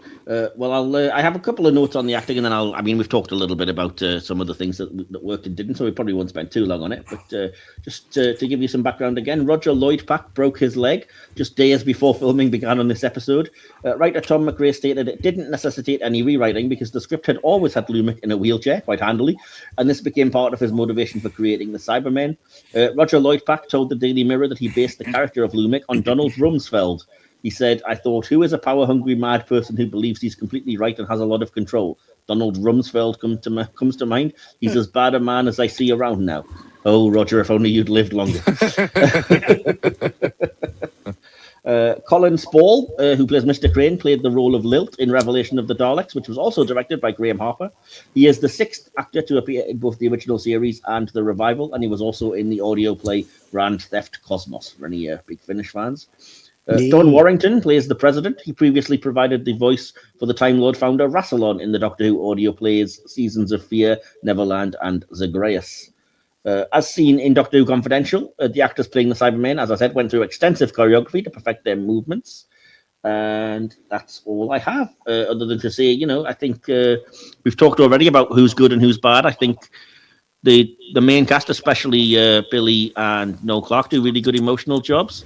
The Doctor I don't love at the start, but I think Tennant turns up in the second part. I liked Colin Spall a lot as his character, even though he doesn't get a lot to do, but it's kind of... again, he seems like the kind of out-for-himself chancer that's just going along with Lumic until he has to attack and kill him. And again, Don Warrington always just, I think he brings gravitas to anything. So him as the President, even in that brief moment, I think is really, really good. And I think that's really all I can say about that. Quick note about that, by the way, it always bugged me that Doctor Who forgets its own continuity at the start of this, because it's very good with the Cybermen and stuff in the same episodes, but at the start when they're talking about the parallel world and they're like, oh, you mean like a parallel Earth where Tony Blair was never Prime Minister? And I'm like, the Prime Minister in your world is Harriet Jones, guys. Remember? It was like 4 episodes ago. So don't love that. But anyway. So yeah, any thoughts on any of the acting from you guys? Whaley, I'll come to you first. I thought, our regulars were great. I did. Noel's acting Mickey's acting was good at this. It was a little up and down. I thought there were some times of like, oh, I don't really believe what you're saying right now. But that's just me, and I never thought he was a great actor. And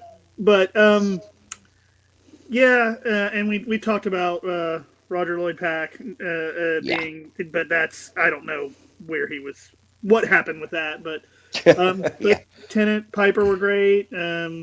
Camille was great, and Sean was great as well. I thought they were all pretty good. Yes, yeah. Cool. What about you, Stephen? Any thoughts on the acting we haven't said? With Roger Lloyd-Pack, he'll always be trigger to me from On the Frozen Horses. All right, Dave. Yeah, I don't know what was going on there, but maybe it was the directing, and maybe he just thought that was the best way to play it, since he was probably a fan of Classic Who. All the regulars did a good job. Camille and Sean obviously do a good job as well. All the Cybermen guys, did all the choreography and stuff. Standing around in massive costumes and stuff must have been kind of grueling, but they did a good job. And Colin Spall, he was a good wee wiry character, that kind of turned to try and kill, Lumic, and it didn't work out. So tough titties. Yeah. Well, at least he didn't get turned into a Cyberman, I suppose. Nah, just turned into bacon. Ouch. What about you then, Josh? Any thoughts on the acting before I move us along? I found it after having 13 years of Who behind me now at this point, the acting for that period was pretty spot on for Doctor Who. I thought it was good. Tennant and Billy especially, they're great together. Noel was always, for me, and I agree with what everybody else was saying, that his acting is very hit or miss, because a lot of times it comes off as whiny. Yep. Yeah. And it's like, I don't know how much of that I can believe from you. Just stop being a whiny little bitch. I don't think he works as Ricky. I'll say that much. I think it's pitched completely wrong there. And I mean, I felt the emotion of Mickey meeting his gran in the other universe. That scene I think was very well acted. But like I said, when he's playing Ricky, I just never believed it, and it was very like, yeah, you're just hamming it really again, aren't you? Now, I will say, in his defense, later when he comes back as Mickey from this thing, he's a little bit better and more confident. Yeah, the acting which makes sense. And the character is, but yeah, right now though, for what we're talking about, yeah. And I think a lot of the issues with Noel's acting up to this point was because, and I'm going to go back to this, he was written as such a simp to Rose. Yeah, the whole exactly. time. Yeah, and then when he does come back, yeah, and I agree, he did a lot better. And it's partially, I think, the writing that made it so whiny. Yeah, fair enough. I'll move us on then, but first, before I do that, I just want to quickly shout out the Nicholas Briggs, who does the Cyberman voices. Not only because they're very effective and kind of scary as it is, but like again, that scene I mentioned, the kind of Sally Feelings scene where the emotional inhibitor is broken, and she kind of is talking about her life and everything, and it's like, this is a middle-aged man playing a dying young woman, and I never question it. I'm fully believing it and devastated emotionally, and that's a heck of an acting challenge when you think about it. So, credit to him for pulling that off as well. Cool. Right, so the next thing I wanted to briefly touch on then is the direction. I don't have much. We've already mentioned Graham Harper had previously directed Caves of Androzani in 1984, Revelation of the Daleks in 85. I think the direction is good. I can't really say much else. There's a lot of close-ups, use of good light and shadow. The Cybermen's arrival and the focus and everything as they attack, as I said, Night of the Living Dead style is very good. The Battersea factory with the Zeppelin above it looks great. It sells the sense of scope. And I think the conversion device scenes are really cheesy with all of the like saw blade and weapons and everything coming at you. But I have to admit the scene of the Cyberman helmet coming into focus at the end of that is still really cool. So, over to you then. Any thoughts on the direction, Whaley? You're something of an expert in this field. I mean, I think for what they were trying to do at the time, it's good. Like I don't think it's anything to write home about, but I also don't think it's bad. I think it would be directed a little bit differently if this was written and done today. Yes, but at the end of the day, I think it did what it needed to get this episode made how they wanted it done. For sure, yeah. Okay, Stephen, any thoughts from you on the direction that we haven't said? Yeah, like you said, it was done not too bad, to be honest. Like the scenes and the streets and stuff were done really well. You know, when the night time when they're running away from the Cybermen, they're all really done, really atmospheric. The Battersea power station, the scenes, like, you know, when you see the Zeppelin above it and all the Cybermen and stuff, it's really well done. Yeah, I agree. Yeah. Any last thoughts then, Josh, about the direction from you? I definitely agree that it was very well done, and but I also agree at the same time that it is also definitely a product of its time. And if it were made today, I do agree with Whaley that it would be done completely differently. But even in hindsight, looking back now, you know, it's been 20 years. Still I know. It's still a great pair of episodes, and I thought that the direction was great, the scope was great. And it's actually some of my favorite rewatch episodes of Doctor Who, because cool. I do love alternate reality stories. Nice, that's fair enough. I mean, it's a sci-fi staple, like I said, and it's always kind of cool. So the next section then would be the VFX production design. I have a tiny bit of behind the scenes for this, and then again, if you have any thoughts, you can always chime in, guys. The Art Deco look of the 2006 Cybermen design follows on from the webcast Real Time. According to the episode commentary, director Graham Harper wanted an Art Deco feel to the parallel universe Earth. Art Deco costumes had previously been used for the K1 robot in Robot 1974, and for much of the cast, including the robots in the Robots of Death in 1977. The Art Deco design, as well as the robotic movements of the Cybermen, are reminiscent of Fritz Lang's Metropolis. which more about that if you keep listening to our sister podcast for the rest of the year. This story reintroduces the Cybermen's iconic teardrop motif after a 31-year absence. This aspect of their design had last appeared in 75's Revenge of the Cybermen, having been present on their faces since 1968's The Wheel in Space. All Cybermen appearances from 82's Earthshock to 88's Silver Nemesis featured the Cybermen sporting their original circular eye holes. The teardrop motif would reappear in all future Cyberman designs as of Series 12, except the recreated Mondasian Cybermen and their prototypes from Series 10. I have to say, I do love that. I love that idea that, it kind of emphasizes that there are victims in there, that it looks like they're crying, basically. Yep.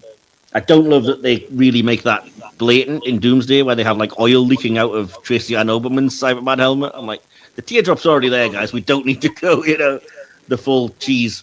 But I have to say, very effective for me. Any thoughts from you guys on the production, the VFX? I mean, I thought it all looked pretty good, especially for 20 years ago.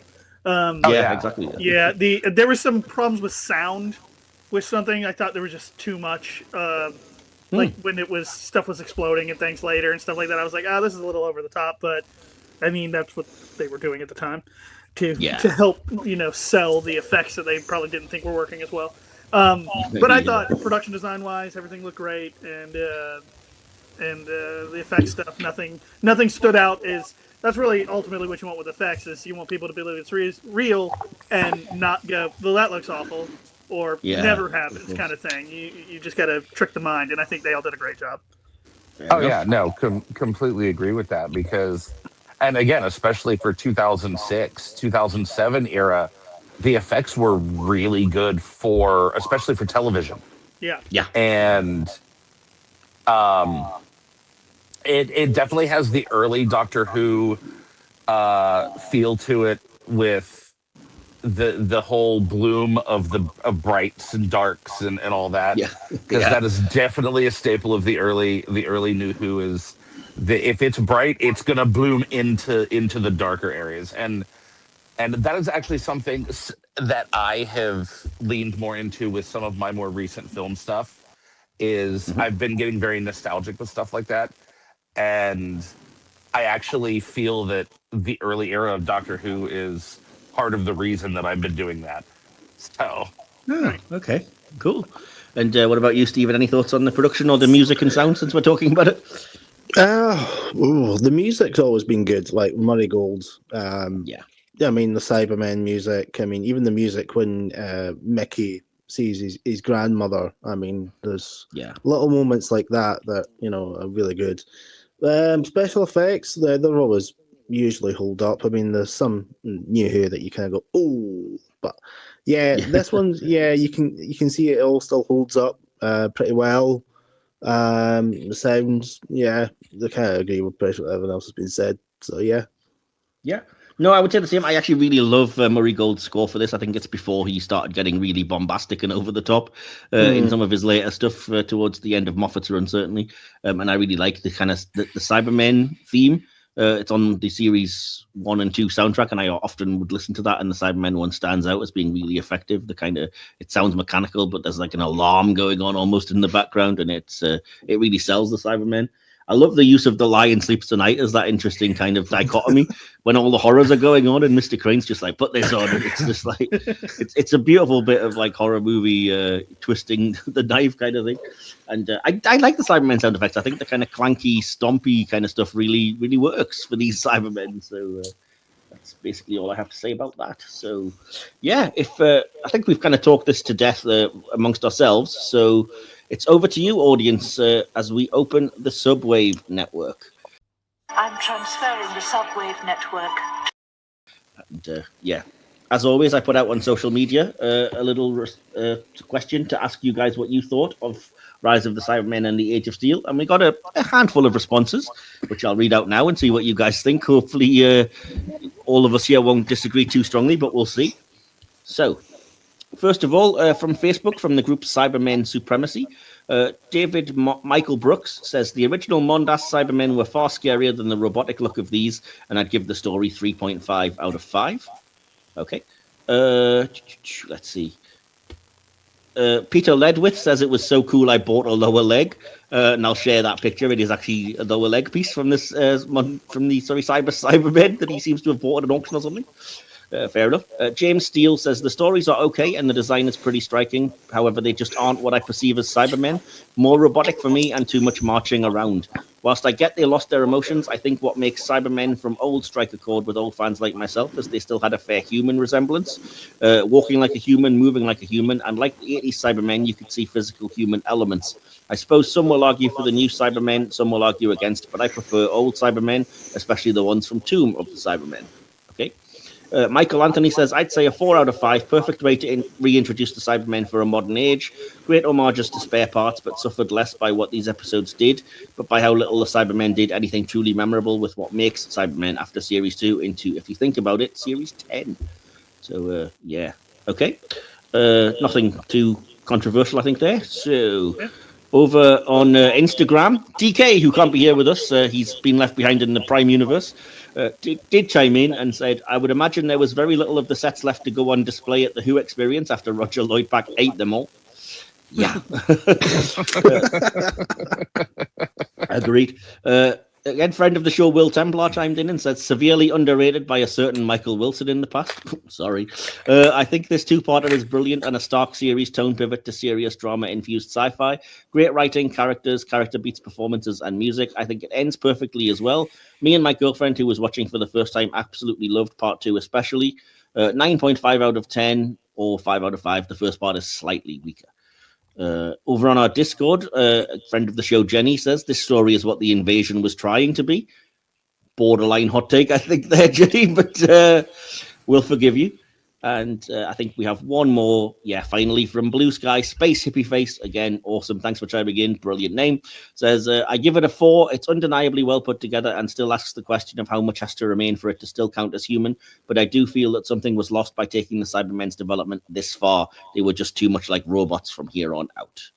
So, yeah, I think we've kind of agreed with a lot of what was said there. So anything controversial or shocking for you guys from the audience thoughts there? Not really. No, I don't think so. I think it's all definitely more or less parallels accurate. everything that we talked about.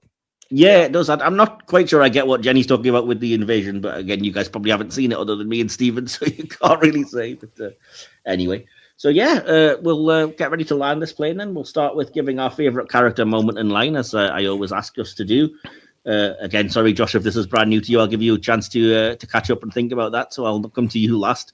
So, Whaley, you're something of the veteran on this. What's your favourite character, your favourite moment or scene, and your favourite line?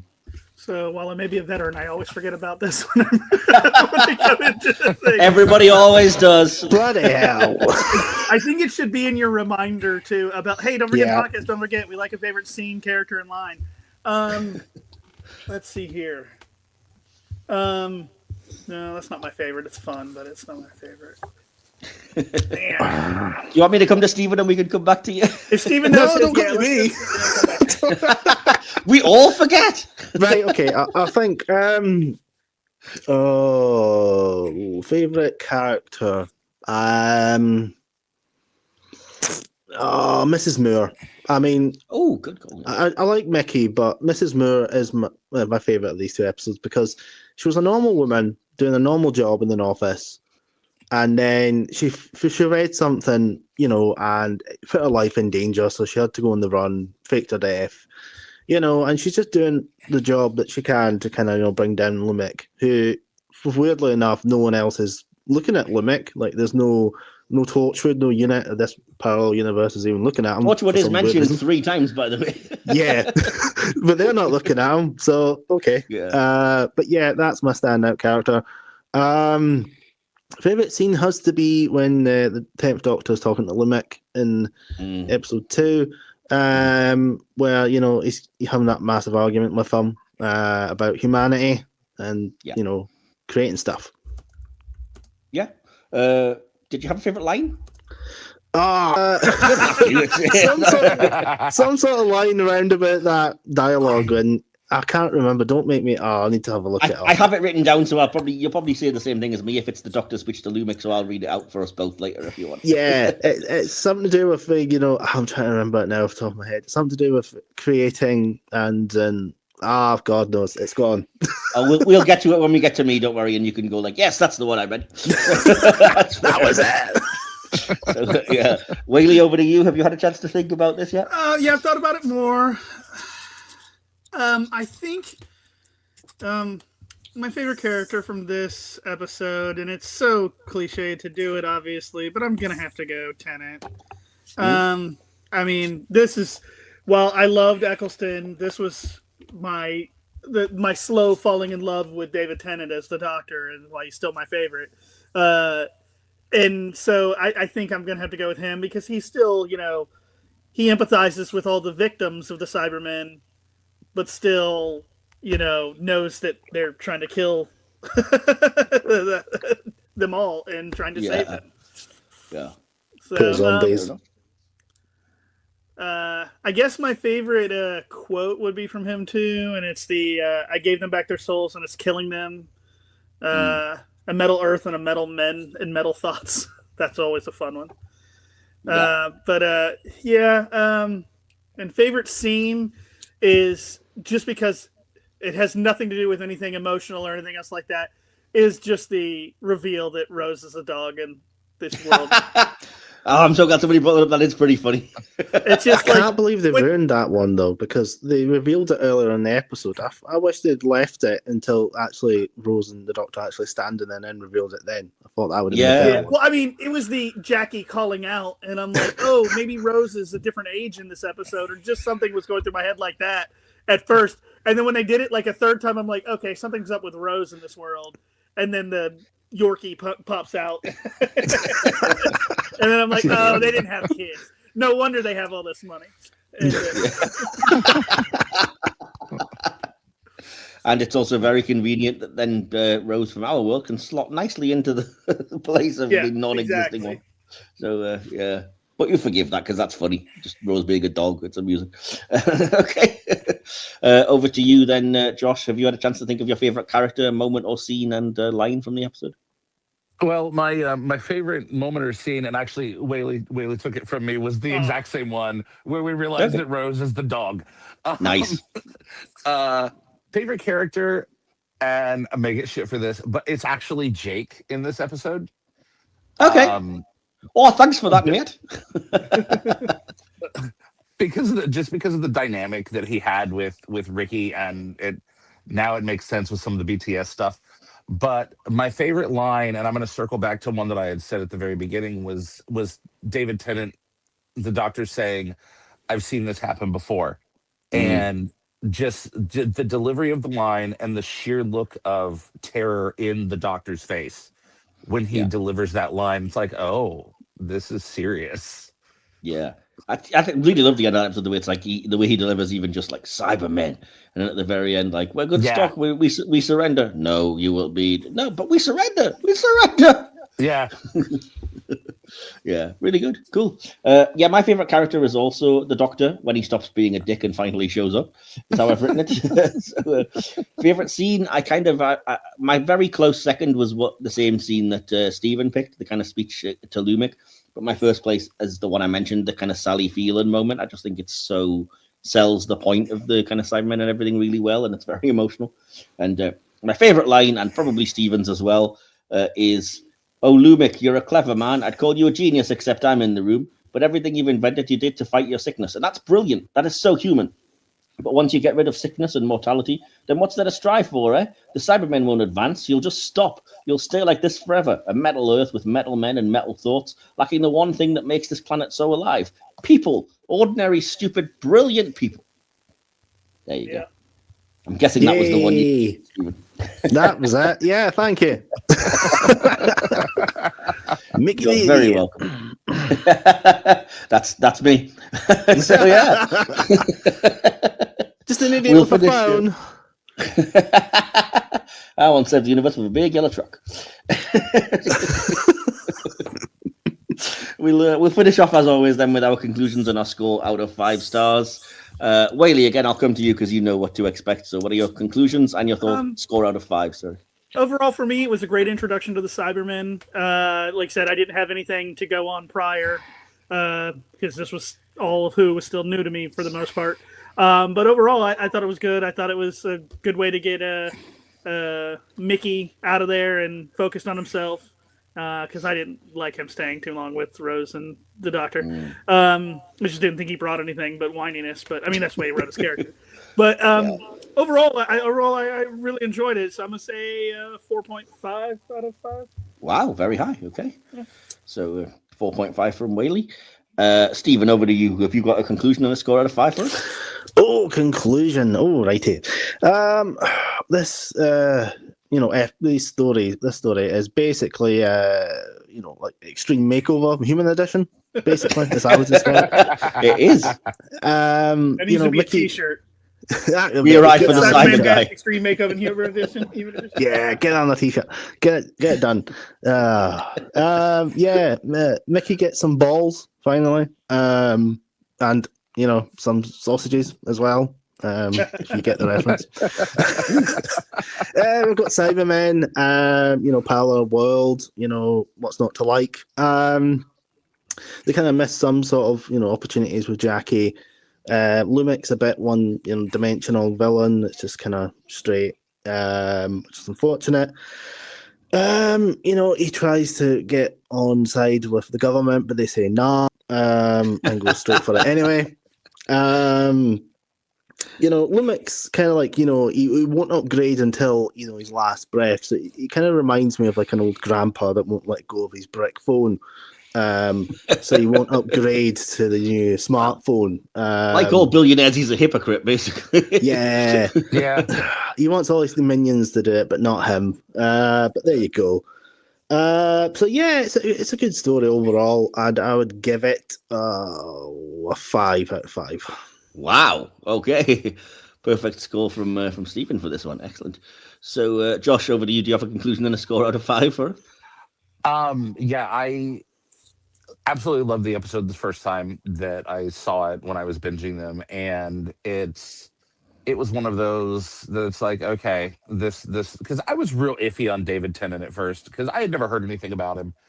And because, like I said, I wasn't really into Doctor Who until I started binging them. But these episodes and a few later on really solidified him as the Doctor. Still not my favorite, but as the Doctor. But the story overall for these 2 episodes is great. It's phenomenal. It really it shows the lengths that certain humans will go to get their way, and how perilous that is for everyone else. Like when there's 1 or 2 rich people who want to just get what they want, they don't care who they step on to get it or what they have to do. And it's the parallel universe story arc is great. Mickey finally coming into his own is great, and just getting out of the TARDIS. That was a big thing. Like, here, you're on your own. You're an adult now. Bye. I would give it a 5 out of 5. Wow. Another perfect score.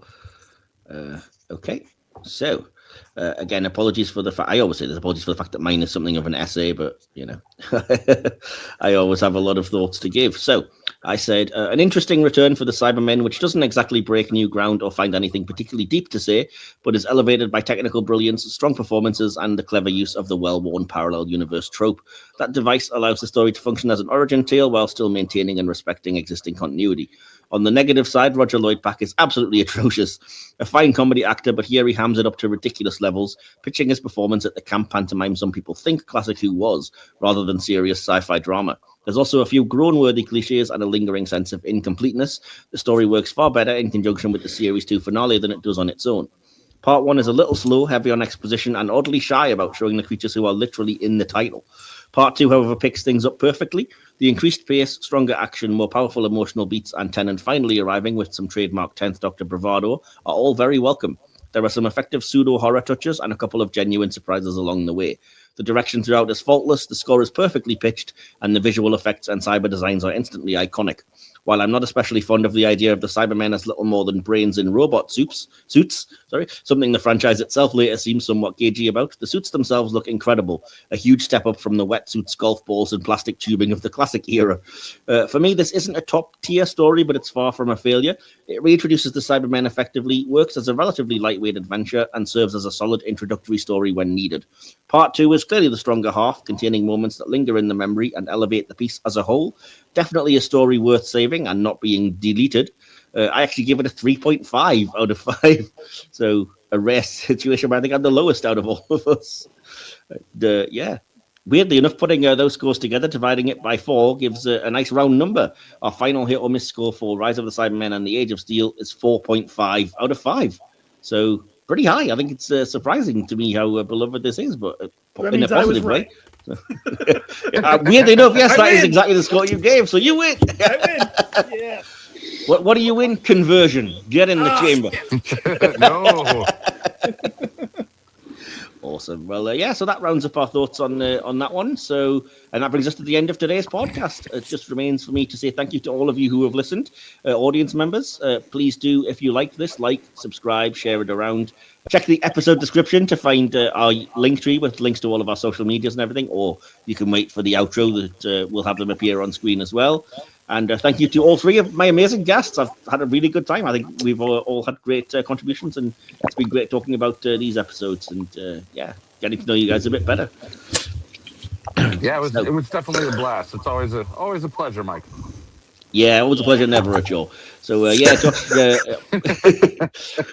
very glad to have had you on for the first time, Josh. So this is your chance to, plug anything that you want to. Do you have anywhere people can find you on social medias or any other projects you want to direct people to? Find me on my Facebook. The latest project that we're still working on is entitled Soulless, hopefully to be out here soon. Had to do extensive reshoots on it. So that'll be out hopefully within the next couple of months. But yeah, you can find me on Facebook and Yeah, I'll pop that in the episode description link. I think it's just your name, isn't it? Joshua Merkley on Facebook. So that's cute. Yes, sir. Awesome. And Stephen, again, did you have anything that you wanted to plug and anywhere people can find you online? Well, you can always find me on X at Doctor Who Podcast or at Thistle Podcasts, or on Facebook. It's usually Adventures in Time and Space, Doctor Who Podcast or Thistle Podcast Facebook pages. We're just carrying on with season 3 of Classic Who with William Hartnell and series 3 with David Tennant and Free Mandarin. Awesome. We're keeping busy. And I do have all your links that you sent through on email, so I will include them in the episode descriptions as well, because you sent me them all, so that's awesome. And Mr. Michael Whaley, thanks again for joining us for another Doctor Who review. And did you have anything you wanted to plug or anywhere people can find you? I'm always Michael Whaley on Instagram, TikTok. Just Michael Whaley, I think, on Facebook. I don't do a ton on there anymore, other than occasionally promote. No, that's about it right now. I just wrapped a short film last week and working on that currently, and hopefully have it on festival circuit in the next couple months. Cool. But other than that, nothing else really right now. But thanks again for having me. No problem. And keep an eye on everyone's socials, because there's a lot of great people doing podcasts and filmmaking work on this episode. So follow us all and stay tuned here as well, because like I said, we are alternating Classic Who and NuWho. So join us again next week for an episode in which we are going to be breaking into the tombs of Telos for the Classic Who episode, Tomb of the Cybermen. So do stay tuned for that. And then thanks again. And remember, until next time, you're an intelligent lot. Don't be so susceptible. And hold on to your emotions. Good night. You've been listening to the Hit or Miss Doctor Who podcast, part of the Hit or Miss Who Trek channel. Hit or Miss Doctor Who is hosted by Mike Wilson and DK, scripted, produced, and edited by Mike Wilson. Adapted from an original podcast created by Will Templar. Follow us on YouTube, your podcatcher of choice, and our social media. Links to all of these can be found by clicking on the link tree in the episode descriptions. This podcast is a Media Matters original production. Don't forget to like, subscribe, and share this podcast through all of time and space. We'll be back for another thrilling TARDIS trip soon, but for now, Doctor, I let you go.